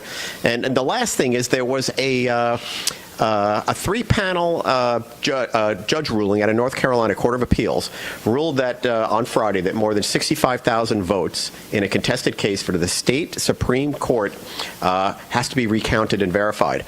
Here is something we're going to see over and over, particularly with this new Attorney General we have in place, because we know votes aren't really votes in many things where the Democrats are involved. We know how they do these things, how they create ballots. There's a whole narrative now going on how they've put mail-in ballots and voted in things they shouldn't. They found 65,000 votes. That overturns, a very small percentage of that overturns the whole thing. Right. This is from 2004. This is super important because we are going to see this over and over, and we have to have people like these judges and our DOJ looking at it this way, because this is why we've lost so many of these important things, like the election that just went on, the Supreme Court Justice one that just went on, that we lost. We thought we were going to get, but we lost. I bet you they're going to find votes here that probably shouldn't be counted. So it's a good thing. Set that precedent. All right, very good, Vinnie Mac. Rick Delgado, we'll come to you last. What else is on your radar in the news today? Well, I got a couple things. One from a very excited Howard Lutnick on CNN, yelling about the one thing that he wants everybody to do is just let Trump fix the economy. Here he is, cut number 3. Here's a quick one from Howard Lutnick, cut 3. Let Donald Trump run the global economy. He knows what he's doing. He's been talking about it for 35 years. You got to trust Donald Trump in the White House. That's why they put him there. Let him fix it. I understand. It's broken. Let him fix it. Our $36 trillion deficit, right, is going to ruin our children's lives and our grandchildren's lives. Let Donald Trump fix the American economy. Just to follow up with. Yeah. So again, he's right. Sometimes you just gotta trust your president. Right. Just everybody stop freaking out. Stop with the lawsuits. Stop with the crap, and just let him do his job, and then base it on what he does as the job comes out. And the immediate reaction stuff. Right. All right, exactly. enough already. It's been 2 months. Yeah. I mean, come on. I wonder if there's an update on the gold cards. Didn't Howard Lutnick say that there was a number of ones that they sold right away? There was. I can't believe I didn't see it until this morning, and then I forgot to send it in. But there's a clip of Trump on Air Force One, and he pulls out a gold card and he shows it. He goes, "It's the Trump card. Check it out. It's the Trump card. Oh wow! It's got his face on it." Yeah. He said they've already sold a bunch. Thing, though? We're still selling them? He said they sold a bunch. Yeah. Sold already, pre-sold 1,000. 1,000? No, 1,000? Yes, and they expected 100,000 of them. They're going to sell them. I'm convinced. And other countries do this. So companies are going to buy them. Yeah, for their employees. And then, we were talking about that last night. Sure they will. Yeah, and the last clip, I think, again, speaks to the things that Slick and I have been talking about in sports. Ladies, you got to take control of your competitions if you want it to be just ladies. Here's cut number 5. Here's golfer Abby Wilson refusing to play against a man in this golf tournament. Here she is walking up to the tee.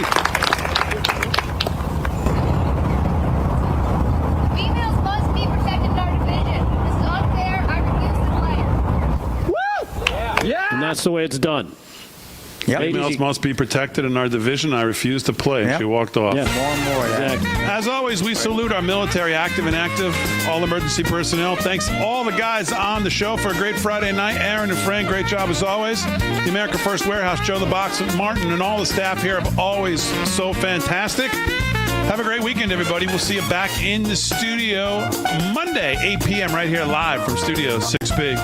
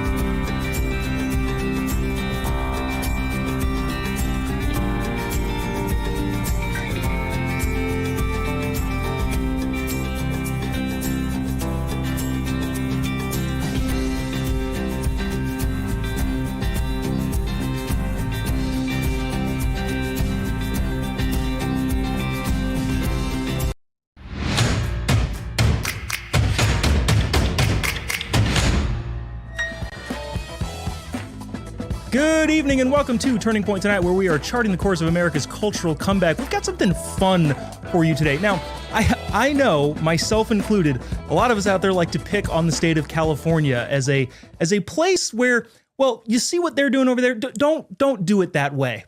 Now, while I appreciate the laboratories of democracies and states being examples of good things to do and bad things to do, I don't exactly like living in the place that is an example of the bad thing to do all the time. That being said, myself and many others here in California, including pretty much the entire team for Turning Point Tonight, has decided, we're not leaving, and you might as well stay and fight because, well, even if you hate the current policies, California is a place worth fighting for. And speaking of somebody who is fighting for the state of California as a whole, there's a guy in Riverside County, the sheriff over there named Chad Bianco, who has, well, been a bright light in the state of California, and I won't even necessarily say for hardcore MAGA, but really just common sense, which is really what California conservatism has become. I know there's a joke out there. When I tour the country and go speak at places, I say, well, I'm a Republican in California, and they say, okay, so a Democrat. And I laugh at the joke, but at the same time, at this point in time, California has become a place where the only thing you need to do to be considered a conservative is be normal. That being said, let's welcome in our guest for today, Riverside County Sheriff Chad Bianco, who also has thrown his hat into the ring to be the governor of California. Chad, how you doing? I'm doing great. How are you? Doing good, Sheriff. Thank you so much for being here. Here's, off the top of the bat, my wife and I are big fans. And when you announced your candidacy for governor, my wife said, awesome. And then almost immediately said, aw, he seems like such a nice guy, and now his life is going to get really, really difficult. So to start things off, why did you decide to run? And with that, I kind of am asking, what the hell are you thinking? And two, what do those conversations look like with you and your family kind of, taking the step to hopefully save a state that I think you believe is worth saving? Yeah, well, first, I love you and your wife for caring about me and thinking about me in that way. And it truly is something that we had to think about. And this decision for me to run, while it was internal and there are many things that went into it, the final decision had to be with my wife and my family because we've been through these politics before. We know what running for a countywide election is, and we know what running against the Democrat Party is going to be. So we are very fortunate, or I'm very fortunate, that there is absolutely nothing negative in my background that can come out that's going to embarrass me or embarrass my kids or my family. And we know that everything that will be said is basically a lie and a political ploy to somehow discredit me or increase their own chances, whatever the case may be. But it certainly is real. And we know that it's coming, but in the end, it was kind of for really what everybody believes. And your intro was absolutely perfect.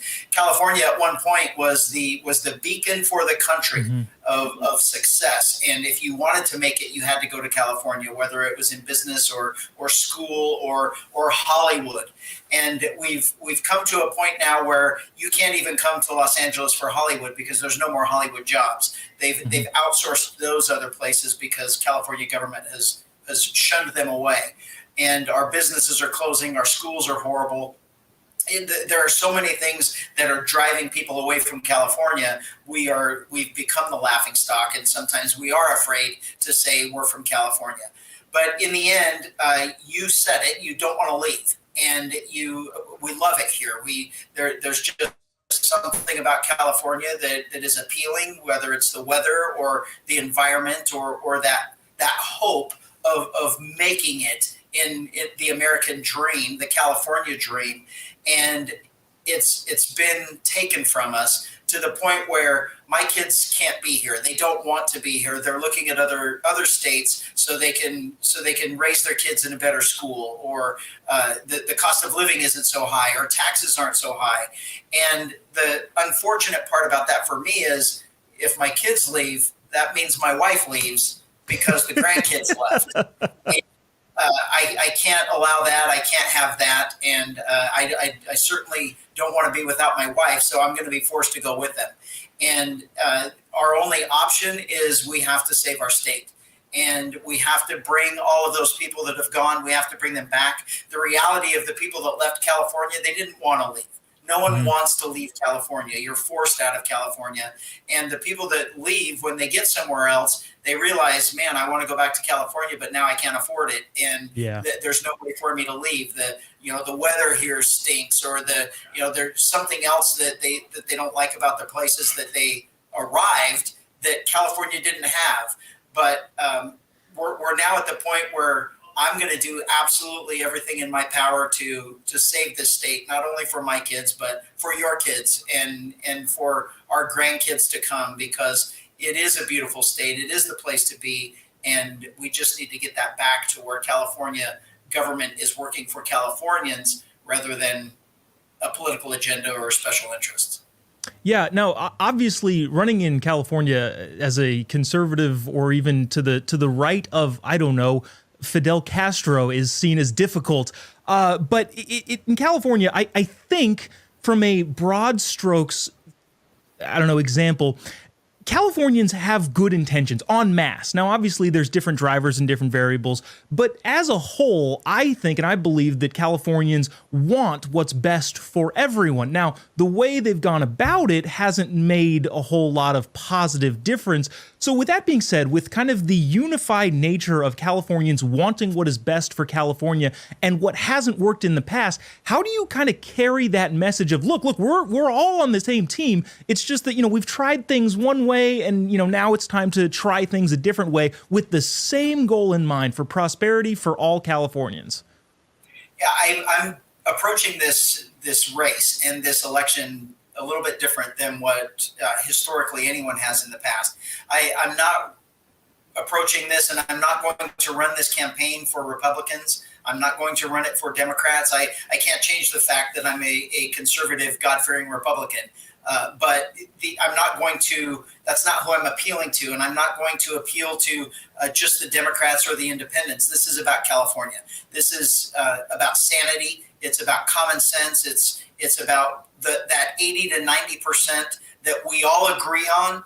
That's what this is about. The fringe elements, the 10% that we don't agree on, that we argue and fight about, that's not what's killing California. And I believe that we've become, in California, we've become apathetic voters. We haven't cared. We've just gone along with the program. You vote for a Democrat or Republican, depending on what you identify as. And we've come to the realization that that's been hurting us. And we haven't been paying attention to the people that we've been electing and what their agenda was. And in the end, we're starting to realize, hey, wait a minute, I don't believe any of that.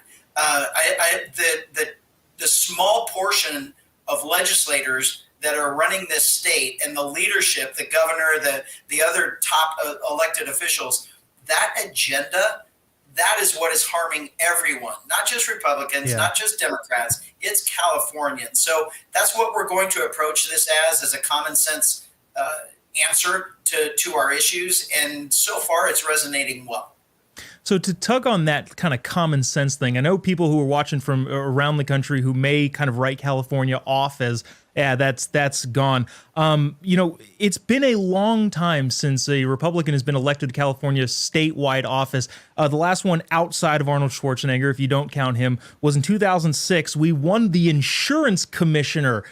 Awesome. The California Assembly hasn't held a majority since 1996, and the California Senate has not held a majority, majority since 1956, which is a long time.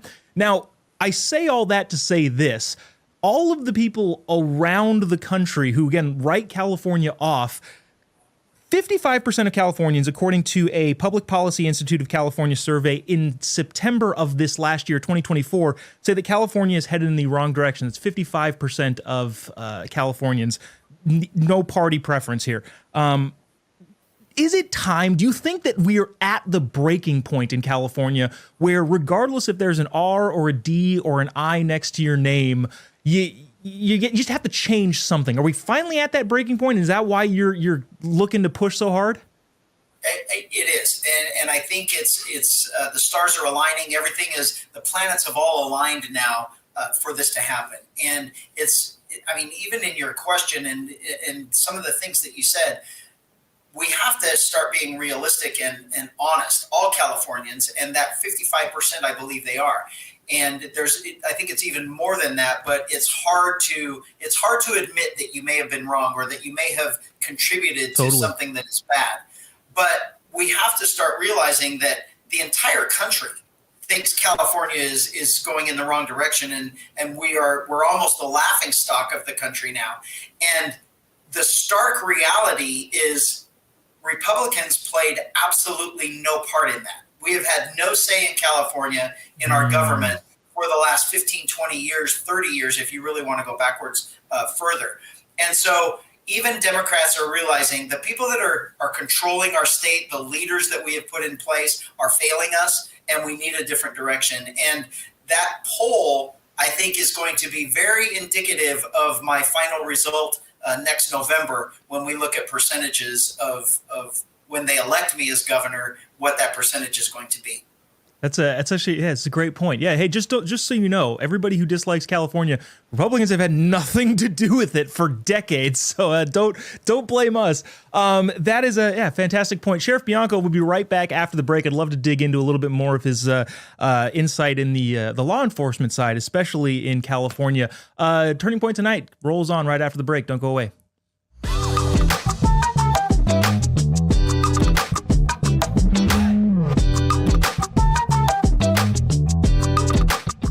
When a cyber thief transfers the title of your home out of your name, it's a race against time to stop the theft of your hard-earned equity. Many people don't know this has happened until long after it's done.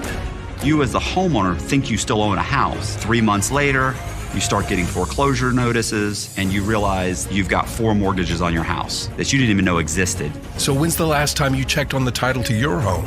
Find out if you're already a victim at HomeTitleLock.com.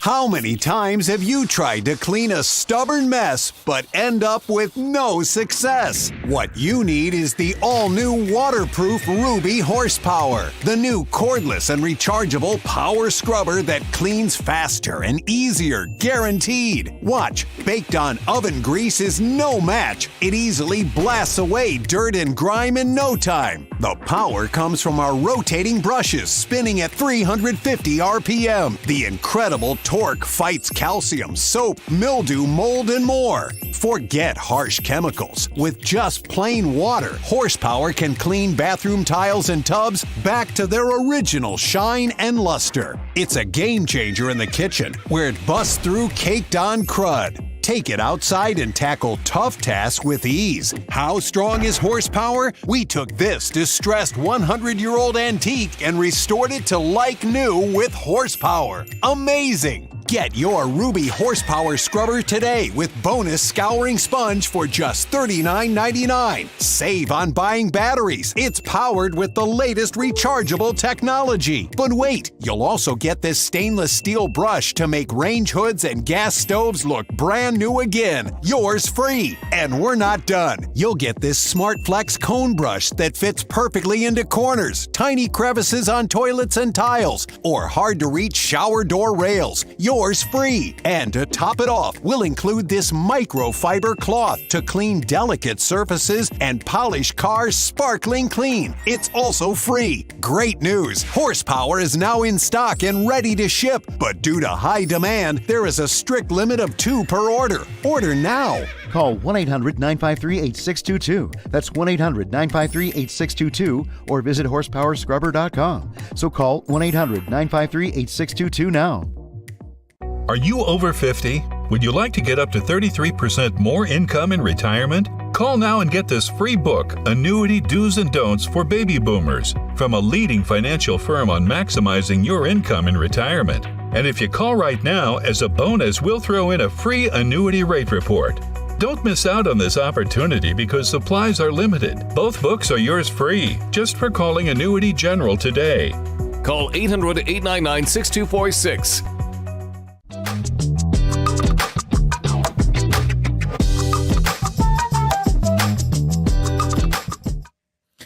Welcome back to Turning Point Tonight, where we are charting the course of America's cultural comeback. My name is Joe Bob. Thanks so much for sticking around. If you're just joining us, we've been joined by Sheriff Chad Bianco in California, Riverside County Sheriff, who's running for governor in the state to try and save it from its inevitable demise if they keep going down the direction that they're going. Sheriff, now you've been in law enforcement. I'm not entirely sure your specific background of how long, but obviously a while, and considering you've got the top job in your area, I think you're probably pretty intimately aware with California and how the legal system works here. California is often viewed statewide as a very challenging place for law enforcement, or a difficult environment. Now, some of those criticisms can be fair, right? Because we were also, willing to hold everyone accountable for what they do. But at the same time, there's a lot that's politically motivated, especially when it's initiated from outside of the state.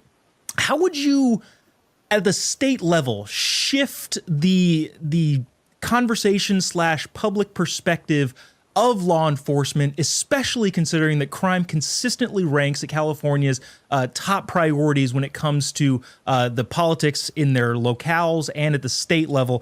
How can we instill greater trust in the law enforcement community, both on the political end, but also in their communities?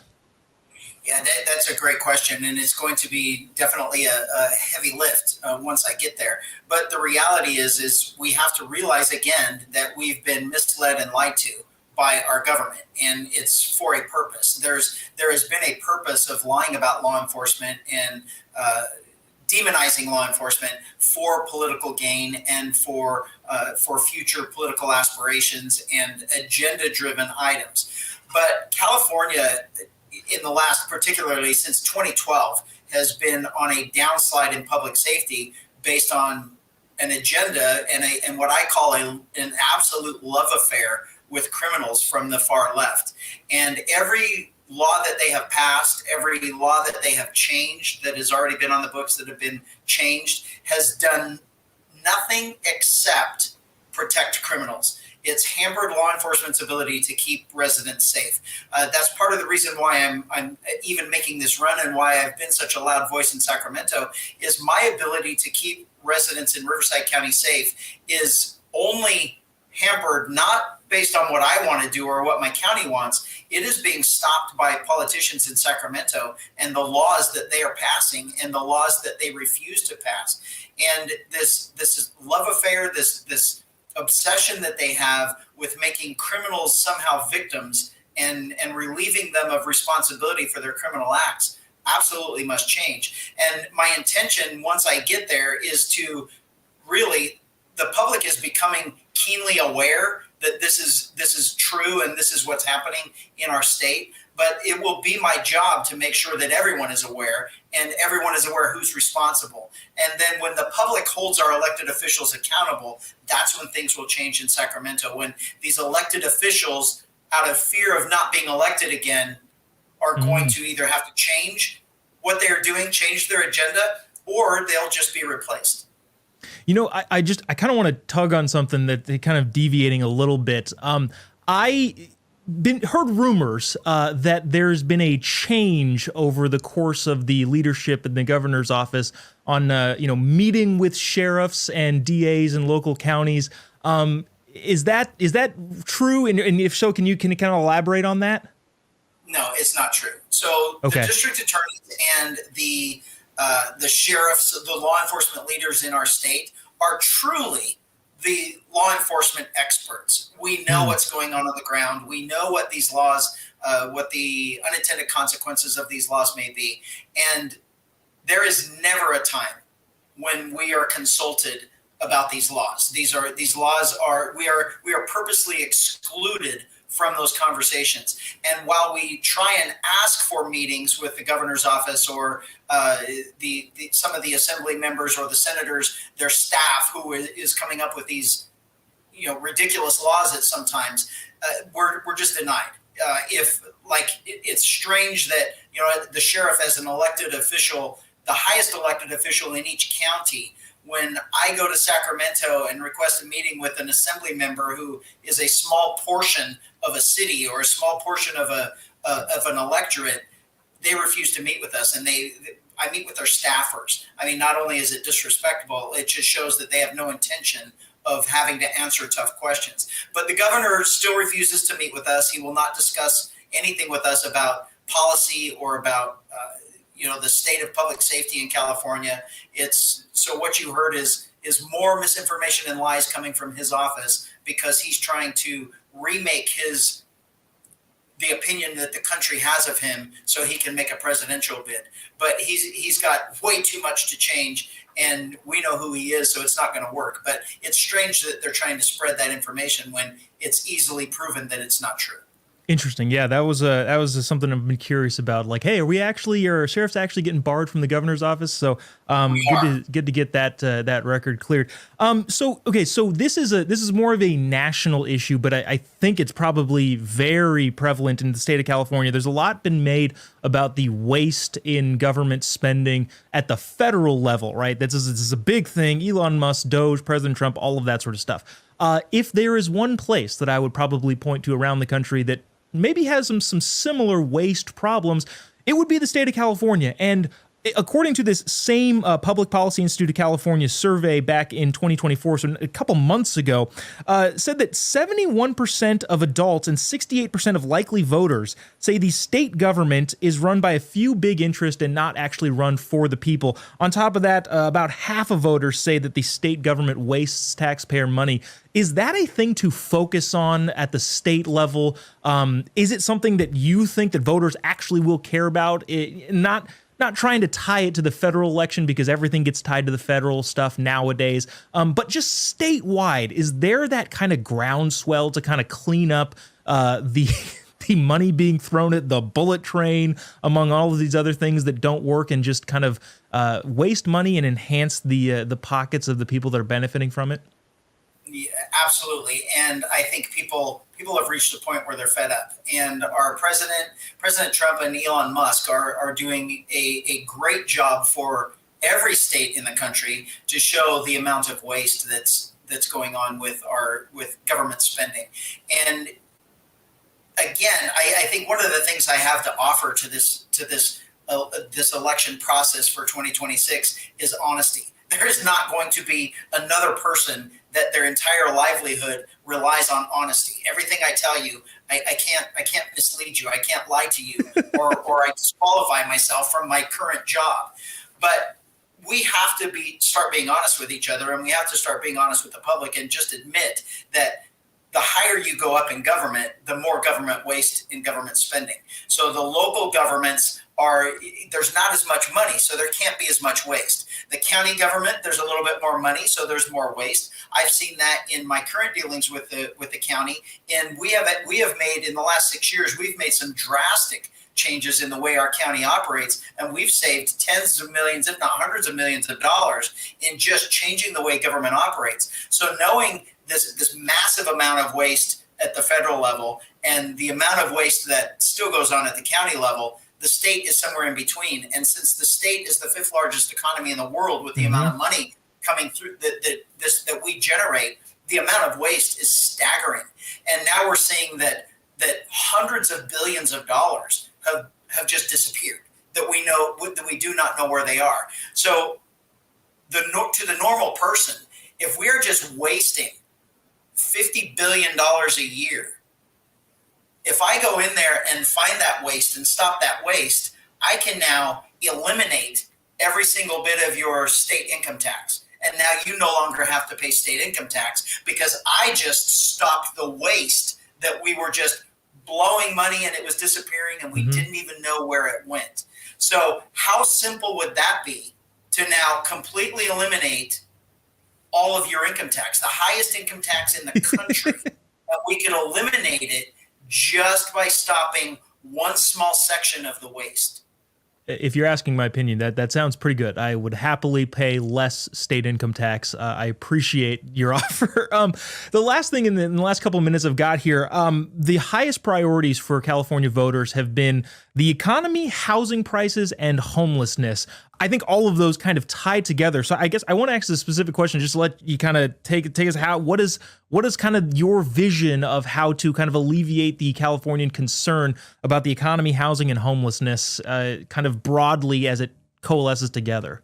Yeah, well, I'll separate it, and I must separate it because of the homeless issue. The homeless issue is a drug-induced psychosis issue that we have. Yep. We have to start addressing this drug addiction that all of these people, 90 to 95% of the people that are on the street of these pictures that you're seeing are addicted to drugs, which is keeping them from living in the homes that they already had with their family members, from holding down the jobs that they had before they lost it because of their drug addiction. So once we address that and we actually provide them help, I don't want to put them in jail. I want to get them the help to get rid of their drug addiction so we can make them productive members of society.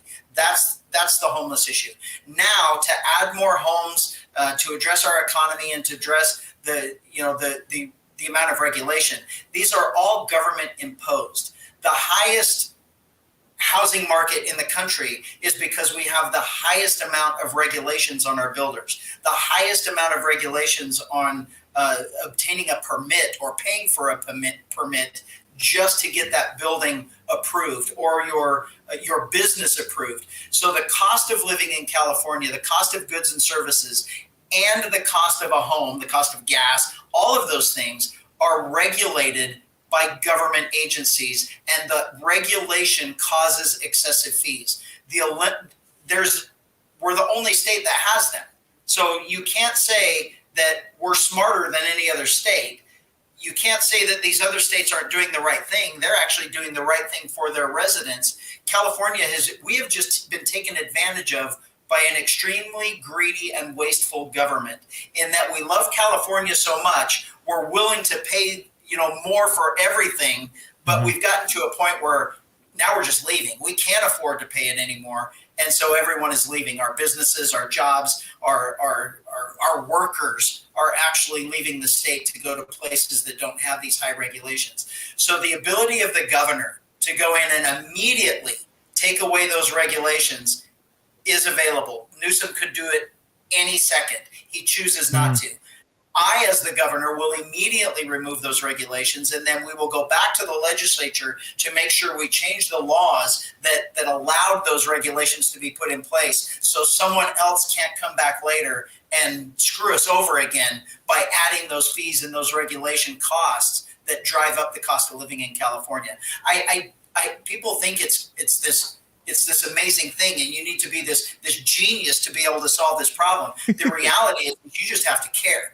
You have to actually care about Californians more than you care about some other special interest group, whether it be a big interest group or a small interest group. That mostly it's minority interest groups that control our state at the expense of all of Californians. So what I'm going there for is truly to sacrifice my retirement, sacrifice my great job that I have here.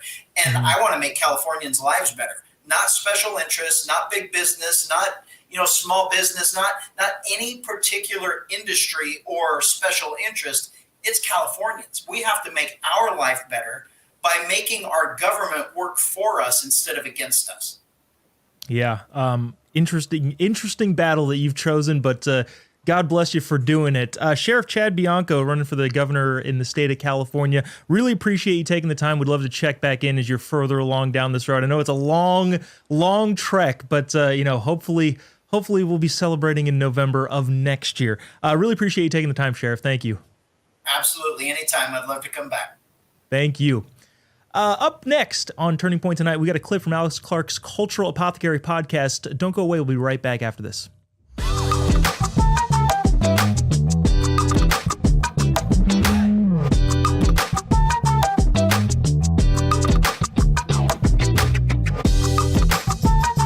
You push it. You try to slide it. You even try to hold them shut. But your doors just won't stay closed no matter what. Introducing Ruby Monkey Magnets. Brand new ultra-thin magnetic plates that will keep your doors and drawers shut. And now may be your last chance to get them at a low price. Just peel to reveal the super strong adhesive. Place the monkey, then the magnet, and close.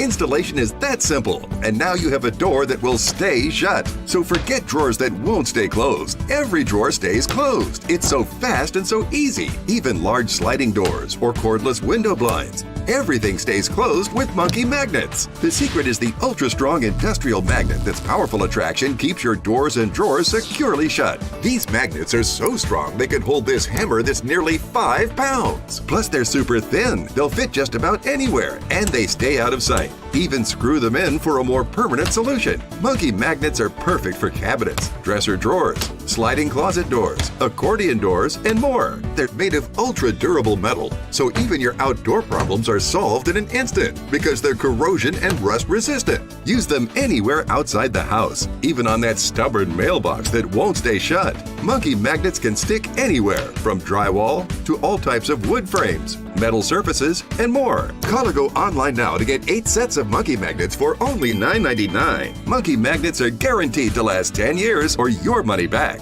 But wait, due to rising costs and supply chain shortages, this may be your last chance to get Monkey Magnets at this low price. There is a strict limit of 1 full house pack per order while supplies last. So order now to keep all your doors and drawers shut tight with Monkey Magnets.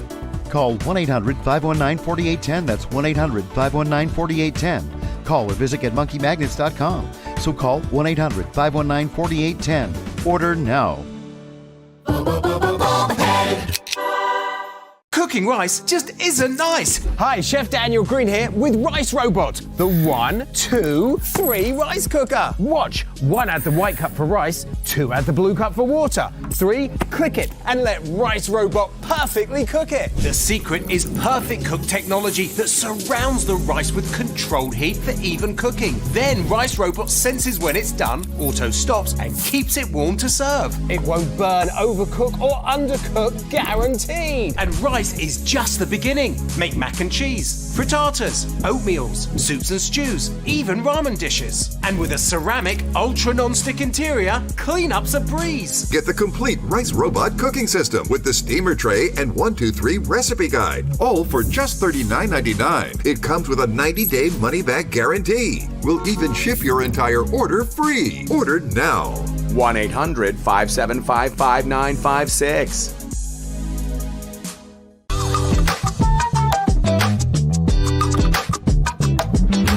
How much has the use of food dyes increased in our food since they first came on the scene? They've been using food dye for decades. And then, I think you started seeing commercials like bright food that changes your mouth colors. Like, I think the 80s and the 90s is kind of when it really exploded. Because the 80s is when we took these people, these scientists from the cigarette companies, put them in charge of processed food and said, hey, we need you to make our food as addictive as possible. Do what you did to cigarettes to our food, get the next generation of kids addicted. And then remember growing up, we had all these it was like green ketchup and like weird, crazy food dye stuff. Yeah. And even, do you remember that sunscreen?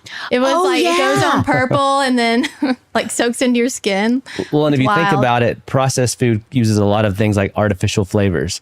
And so if you're going to make a product strawberry flavored but not use actual strawberries, you're going to need something to color it to look like strawberries. And so, the more processed food we had, obviously, like the more food dye is used to make those processed foods.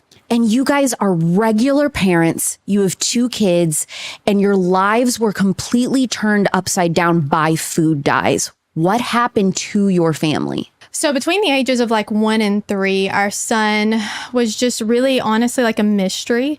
It was kind of like Dr. Jekyll, Mr. Hyde. We weren't sure like what kid we were going to get. Most days we had a child that was just really, really struggling to keep his hands to himself, struggling with impulsivity, struggling with hitting and biting. And so parents listening, they might hear that and be like, okay, that's completely normal. But what was not normal was the amount of times it happened per day, the amount of times it happened per week. Honestly, his behavior was putting like such a stress on our family because everywhere we went, from his mother's morning out to church to just like play dates, it was happening all of the time. So we were doing behavior therapy, we were consulting doctors, we were trying to help him. It really kind of came to a head when his daycare asked us to leave. And so we were like, well, we've got to help him. So I started researching foods that could cause hyperactivity in kids. So I came across an article that suggested eliminating wheat and dairy and synthetic dyes. He was kind of like Dr. Jekyll and Mr. Hyde, where we were having like these really, really rough days where he was struggling to control his impulsivity, the biting, the hitting. And then we would have some days where he was a completely different kid. Like he was very easy to reason with. There was no hitting. He was just such an easy kid to parent. And so we eliminated the wheat, we eliminated the dairy, we eliminated the synthetic dyes. Within 48 hours, that kid that we had seen glimpses of on those good days, we had that kid for 30 days straight. Whoa. That is incredible that you even thought to start Googling, what foods could cause hyperactivity. Yeah, it was crazy. Well, she has a lot of dietary issues and allergies and stuff. So she had done elimination diets in the past. And so we're like, maybe, she thought maybe it could be something he's eating. I was much more skeptical. I was like, there's no way that these things could have anything to do with what's going on. And how soon, when you started consulting with behavior specialists and doctors, were they trying to push medication on your child? They had asked us to have him evaluated several times. And so we weren't really keen on that because we had those days that were so good. It kind of felt like a diagnosis doesn't really like turn on and off. And he was only 3 at the time. So we were going to give it until he was 6 and just try to help him as best we could. So when we reintroduced the wheat, we saw no effect. When we reintroduced the dairy, we saw no effect. But when we reintroduced synthetic dyes, within 15 minutes, the behaviors that we had been seeing came flooding back. So he went from having 30 days straight of just this child was very easy to reason with. The hitting stopped, the fits stopped. And then when we reintroduced synthetic dyes, within 15 minutes, all of that behavior came flooding back. In 15 minutes, you can notice effects in your child from food dye? Massive, yeah. And so not every child is that sensitive, but our child is. It was crazy. And Brandon was obviously a skeptic. And so when we reintroduced those foods, we were like, it was crazy. It really like won him over. Well, like it completely changed our household. We had peace that we hadn't had in months. She was really stressed out. She felt like she was failing as a mother. And so like to just take this teeny little tiny thing out of his like diet to make such a big impact was huge. How vindicated did you feel when you realized, okay, it's not me failing as a mom. I am a great mom. It was this food the entire time. Like, was that just a huge burden lifted off your shoulders? Oh, for sure. The way that I felt, it was like such a dark place as a mom. And then when we were able to uncover who our child really was, like this is who God made our child to be. And dyes were creating a child that, he was not created to be that child. Synthetic dyes were giving him sadness. It was affecting his ability to connect with his friends, affecting his ability to connect with teachers, affecting his ability, to feel good about himself. Even at 3, like he felt bad. He knew that he was, not doing things that he was supposed to do.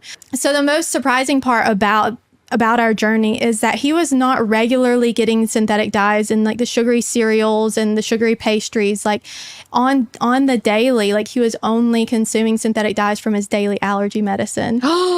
And so we were shocked that, when we did the elimination diet, I would assume that the wheat and the dairy would have more of an effect because he consumes that so much of that. So when we uncovered that, daily he's just getting it through his daily allergy medicine, or if he was on a prescription medication, or like the occasional birthday party, but like he was not consuming that much dye regularly to help my child go from, a child that we thought we maybe needed to homeschool for him and for other children to like he is thriving. And when I mean thriving, like it's honestly almost like an unbelievable story. Like he's had 2 years in public school.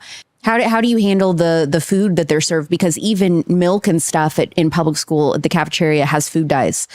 So what do? You just pack all his lunches? I think it's different at every school. At our school, we haven't come across a ton of dyes in the lunchroom, but that's great. It does creep in at breakfast. Like lunch is not as big of a deal at our school, but breakfast, it does creep in. So we pack lunch. We send birthday swaps. So I send frozen cupcakes that are dye-free that we make together. So it's just a sweet moment with us. And we send that and they keep it in the freezer. And then we also send like chip swaps or like whatever they have at birthday parties. So the teachers keep us in the loop. We send his lunch every day. Honestly, for us, the school has not been an issue. Our school has been on board. Even our school board is, working to try to minimize the amount of dyes in our school. So for us, our school board has been on board and our school system's been on board. But I have heard horror stories about certain schools and about how dyes have really permeated even like lunch, like the spaghettis, the pizzas, the fruit. And so we know that it's there. Yeah, even fruit cups. Even fruit cups could have artificial dye. Yeah. Could you share one of the hardest days that you experienced in the thick of this? I would say probably the day that his school first told us that there was an issue. Like we weren't super aware that he was having the issues he was at school until they brought it up. And so to find out that, kids aren't wanting to play with him and that, that he's having issues, that was really hard. It's hard to hear that kind of stuff about your kid because, you see the best in them and like you see their potential. And so you never want your kid to struggle like that. So how can you be sure that it was artificial dyes and not something else? Because there might be some people that are like, that's insane. It could have been anything else that was aggravating his behavior. Yeah. So something we've noticed is, or something that has kind of been affirming to us is we'll have days like Halloween where we will go trick-or-treating, we'll do all the things, and then we will let him consume way more sugar and way more like processed foods than we normally would. And like he's completely normal. And if he consumes just a small amount of dyes, like we had an incident where this was before I knew that dyes could be in like white foods and brown foods. And so wait, artificial food dye can be in white food and brown food? Yeah, like marshmallows or some chocolates. Most chocolate is dye free, but there are some chocolates that have dyes. There's a muffin mix that we have that it's like a strawberry and blueberry muffins. We bought it when we were shooting the film, and like the little actual berries like aren't actually made of fruit. Or are they berries? Like, what are they? So a good example of how I know it's a dye. So we have dye-free marshmallows, and like the ingredients are exactly the same as the marshmallows that have dyes. But we had an incident where he consumed one mini marshmallow, and this was before I knew that white foods could have dye in it. And so he ate one mini marshmallow, and I immediately flipped it over and I looked at the ingredients, and I was like, blue one? Why would there be a dye in this? And so like I didn't tell his teacher. And it would be over 24 hours later. So I just sent him to school, and the teacher met me outside on that day. And she was like, we've never had a day like this. He was defiant. He was throwing things. He was throwing toys. He was one marshmallow, one mini marshmallow. And then to contrast that, I mean, we are avid campers. I love being outside. And something that we do is we obviously do s'mores when we're camping. And so we consume marshmallows, and it has almost the exact same ingredients other than, the blue one, and there's no effect there. So for us, it's pretty obvious. And the fact that we have had so many people reach out to us and so many people that have had the same experience, that's pretty affirming for us. The FBI calls it house stealing, the latest scam where a cyber thief transfers the title of your home out of your name and steals your hard-earned equity. It's roughly 60 to 90 days for that person to even figure out that they're the victim of this crime. You start getting foreclosure notices, and you realize you've got 4 mortgages on your house that you didn't even know existed. Unfortunately, it's on you to protect yourself. You might already be a victim. Check your title status now at HomeTitleLock.com. Stay tuned to get a free automatic toilet bowl cleaner from Mermaid. Your sink stopper's broken, but fixing a drain is such a pain. Not anymore. Introducing Mermaid Drain Magic, the instant solution to most broken drains. Simply remove and replace. In just seconds, you can fill and drain with a simple press of a button. Drain Magic makes replacing your old, broken, rusty, even missing sink stoppers fast and easy. Practically took me 5 seconds to replace. It absolutely made my sink look like brand new. Honestly, I couldn't believe it. How could it work so well, look so good, and install so quickly? And forget clogging, because Drain Magic's anti-clogging basket helps catch debris before it goes down the drain. When the basket's full, just discard. Helps prevent clogs in your sink by catching hair, food, even jewelry. Drain Magic uses a silicone gasket that creates a watertight seal without messy plumber's putty. Look, this sink was filled hours ago and the water still remains. Press the spring-loaded stopper and the water's gone. Made of brass and finished in high-quality chrome, Drain Magic is rust-resistant and built to last. It's made out of metal, not plastic, and it actually has some weight to it. Yeah, this is the real deal. Just looks like a new sink now. Order your 2-in-1 drain solution, Mermaid Drain Magic, today for only $19.99. And with every order, you're going to get a Mermaid automatic toilet bowl cleaner absolutely free. Just drop it in the tank for up to 3 months of hands-free cleaning. Mermaid's ultra-concentrated formula cleans and deodorizes with every flush. But wait, due to rising costs, this may be your last chance to get Mermaid Drain Magic at this incredibly low price with free Mermaid toilet bowl cleaner. There's a strict limit of 3. Call or click now to order. Call 1-800-519-3206 or visit getdrainmagic.com. So call 1-800-519-3206 or visit getdrainmagic.com. Order now. What do you do when your tire goes flat and there's no air anywhere? You reach for Bullseye Pro, the smarter, faster, hands-free way to fill it up with air. Bullseye Pro is equipped with a rechargeable power plant, smart pressure sensor, and custom nozzles. It's like the power of an air compressor in the palm of your hand. Get your complete Bullseye Pro inflation system for just $79.99 and get free shipping. Plus, we'll give you a 50% discount on a second one. Order now.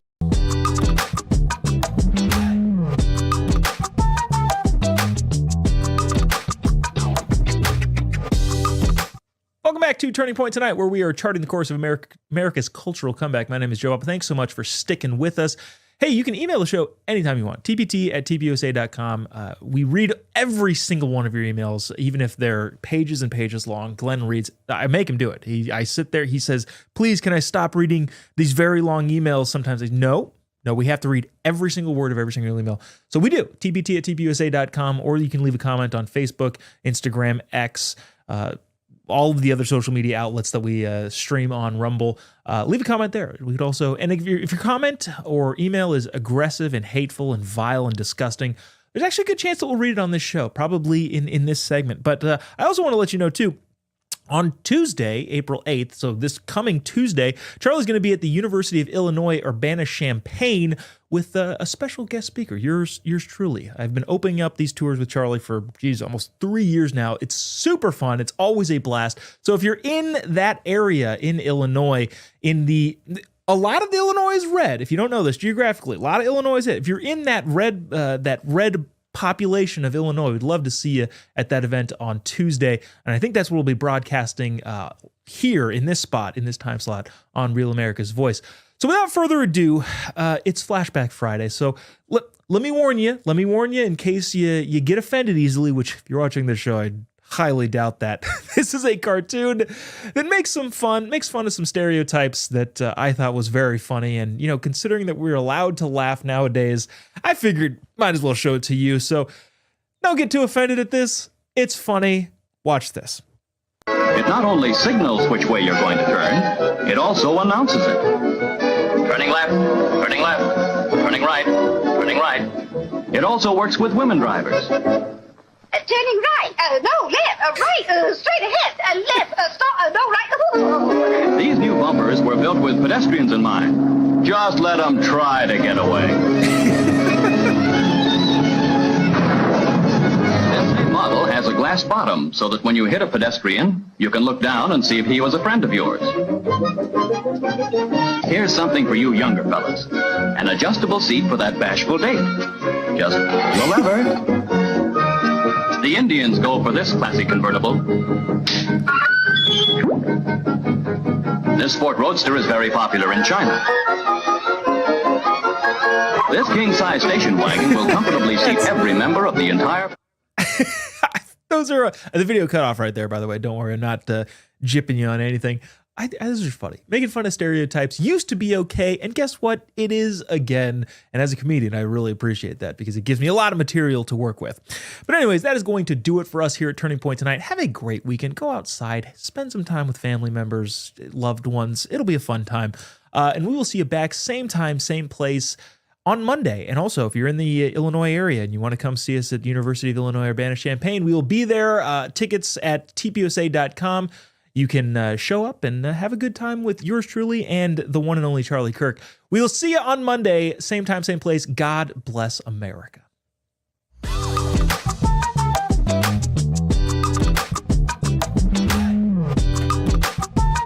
Wow is on sale now at Cabinets to Go.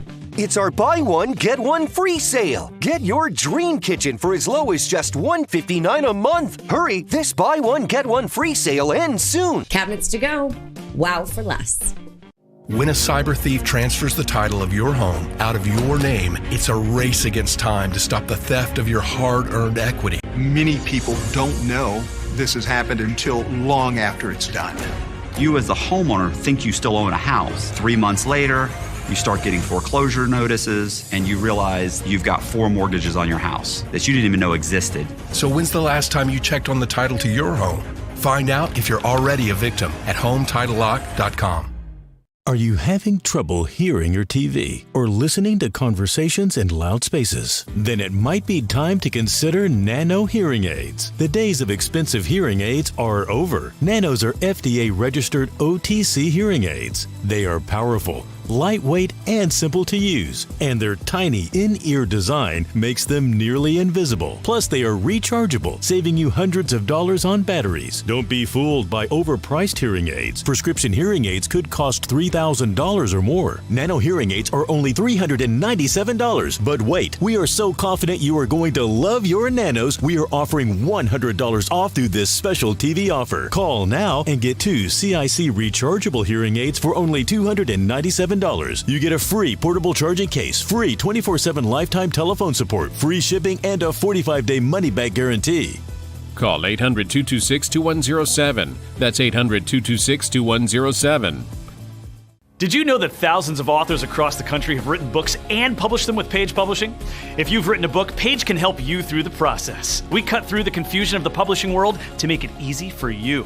If we decide to publish your book, your work ends and ours begins. From copy editing and proofing to typesetting and book cover art, we get you printed, distributed, and sold on Amazon, Apple iTunes, and bookstores. We'll even promote your book. Call 1-800-319-0257. That's 1-800-319-0257. Attention homeowners. Are you behind on your mortgage payments?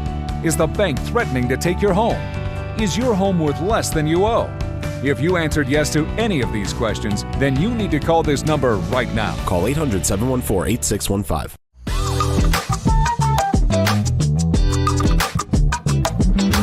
Okay, everybody, we are here with one of my mentors and teachers, Dr. Larry Arnn.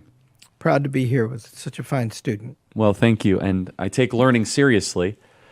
Hillsdale College, I say it every day on this program, it is America's greatest college. Yeah, well, it could almost be damning with faint praise, but it is very good, and it has a very powerful sense of itself. It knows what it is for 180 years, and everybody there is committed to that. That's why it's great. It's great for many reasons, also thanks to your leadership.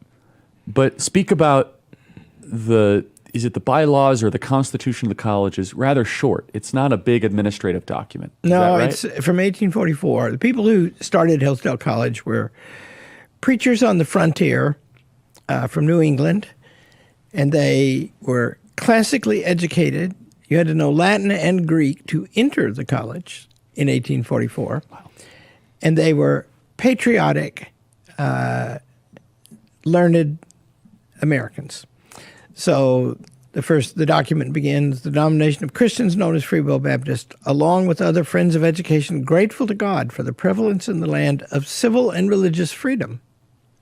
See, and intelligent piety, believing sound learning is necessary to preserve these, hereby endow. So we exist to provide sound learning in support of civil and religious freedom, which is America's gift to the world, by the way, and God's gift to America and America's gift to the world, and intelligent piety.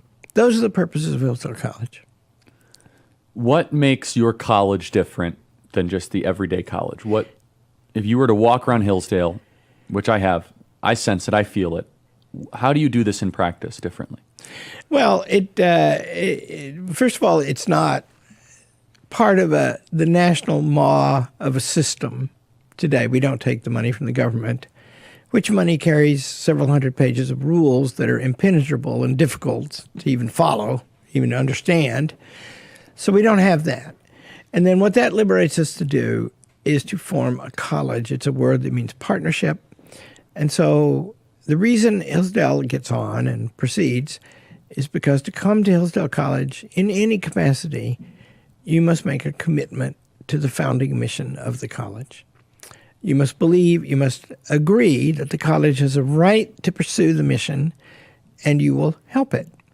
Doesn't mean you can't argue with it. You can argue about anything at Hillsdale College. But you agree that the institution is formed for these purposes, and that is not to be obstructed. And so that means that we, the first line of Aristotle's Politics is, every community is formed for the sake of some good, right? Well, we have a good that we're formed for, and we follow it. And that means we can cooperate. We can be a college. And, college is a certain kind of thing, a very beautiful kind of thing. And it's not for everybody, but for people who are prepared to suffer, to learn the best things, it's great. You are such a person, by the way, I've discovered. It's the reason I get on with you. That, it takes work. Yes. You have to change your mental weather. Mm-hmm. You have to forget about yourself to learn the best things. You have to, now I'm going to read this book. And the question on my mind is not what do I think about it yet. The question on my mind is not do I agree with it yet. The question is, what does this say? And what does it mean? And then that's first. And then after that, is it true? Is it good? So that's college, right? And you learn to do that. And you learn to do that in the humanities and in the natural sciences. And it's a wonderful activity, and it's difficult. What is education? It comes from a Latin word that means to lead forth. And that means education is the process of our helping the young go forward in the way that they are made to go. The Bible says, train up the child in the ways he's meant to go, right? That's what it means. And he will not forget. That's what it means. And you learn, we're freedom guys, you and me, and the truth of human freedom is profoundly revealed in college, in the daily operations in every class, by this fact. You can't learn for them. You can only help them. They have to want to. And so, the first test, when we, you take every human achievement, like you have built Turning Point. I've walked around it today for the first time. It's very impressive. Thank you. And it is the product of two things that are the cause of every human achievement. You are able and you are willing. And you urgently want to do it, mm-hmm. and you can do it. And this is your thing, right? Now, everybody I've met here, and some dozens, are also willing and able. Yes. Everybody's a volunteer. That's why it works. So now that we've defined what education is, and we could talk at length about how incredible Hillsdale is, let's talk about the Department of Education. Yeah. Should that even exist? No, it's a bad idea. Why? Well, first of all, there are many reasons, but the first starts with the nature of education. No, I'll start with the constitutional reason first, because it's actually very important, but it's not the most important. The Constitution of the United States lists 17 things, if I remember the number of paragraphs right, that the federal government may pursue in Article 1, Section 8 of the Constitution, and education is not among them. Well, it says general welfare. That's what they're always... But sorry, go ahead. Well, not there. It doesn't. Well, it does, actually, at the beginning of Article 1, Section 8. But if the general welfare clause meant that, then the rest of Article 1, Section 8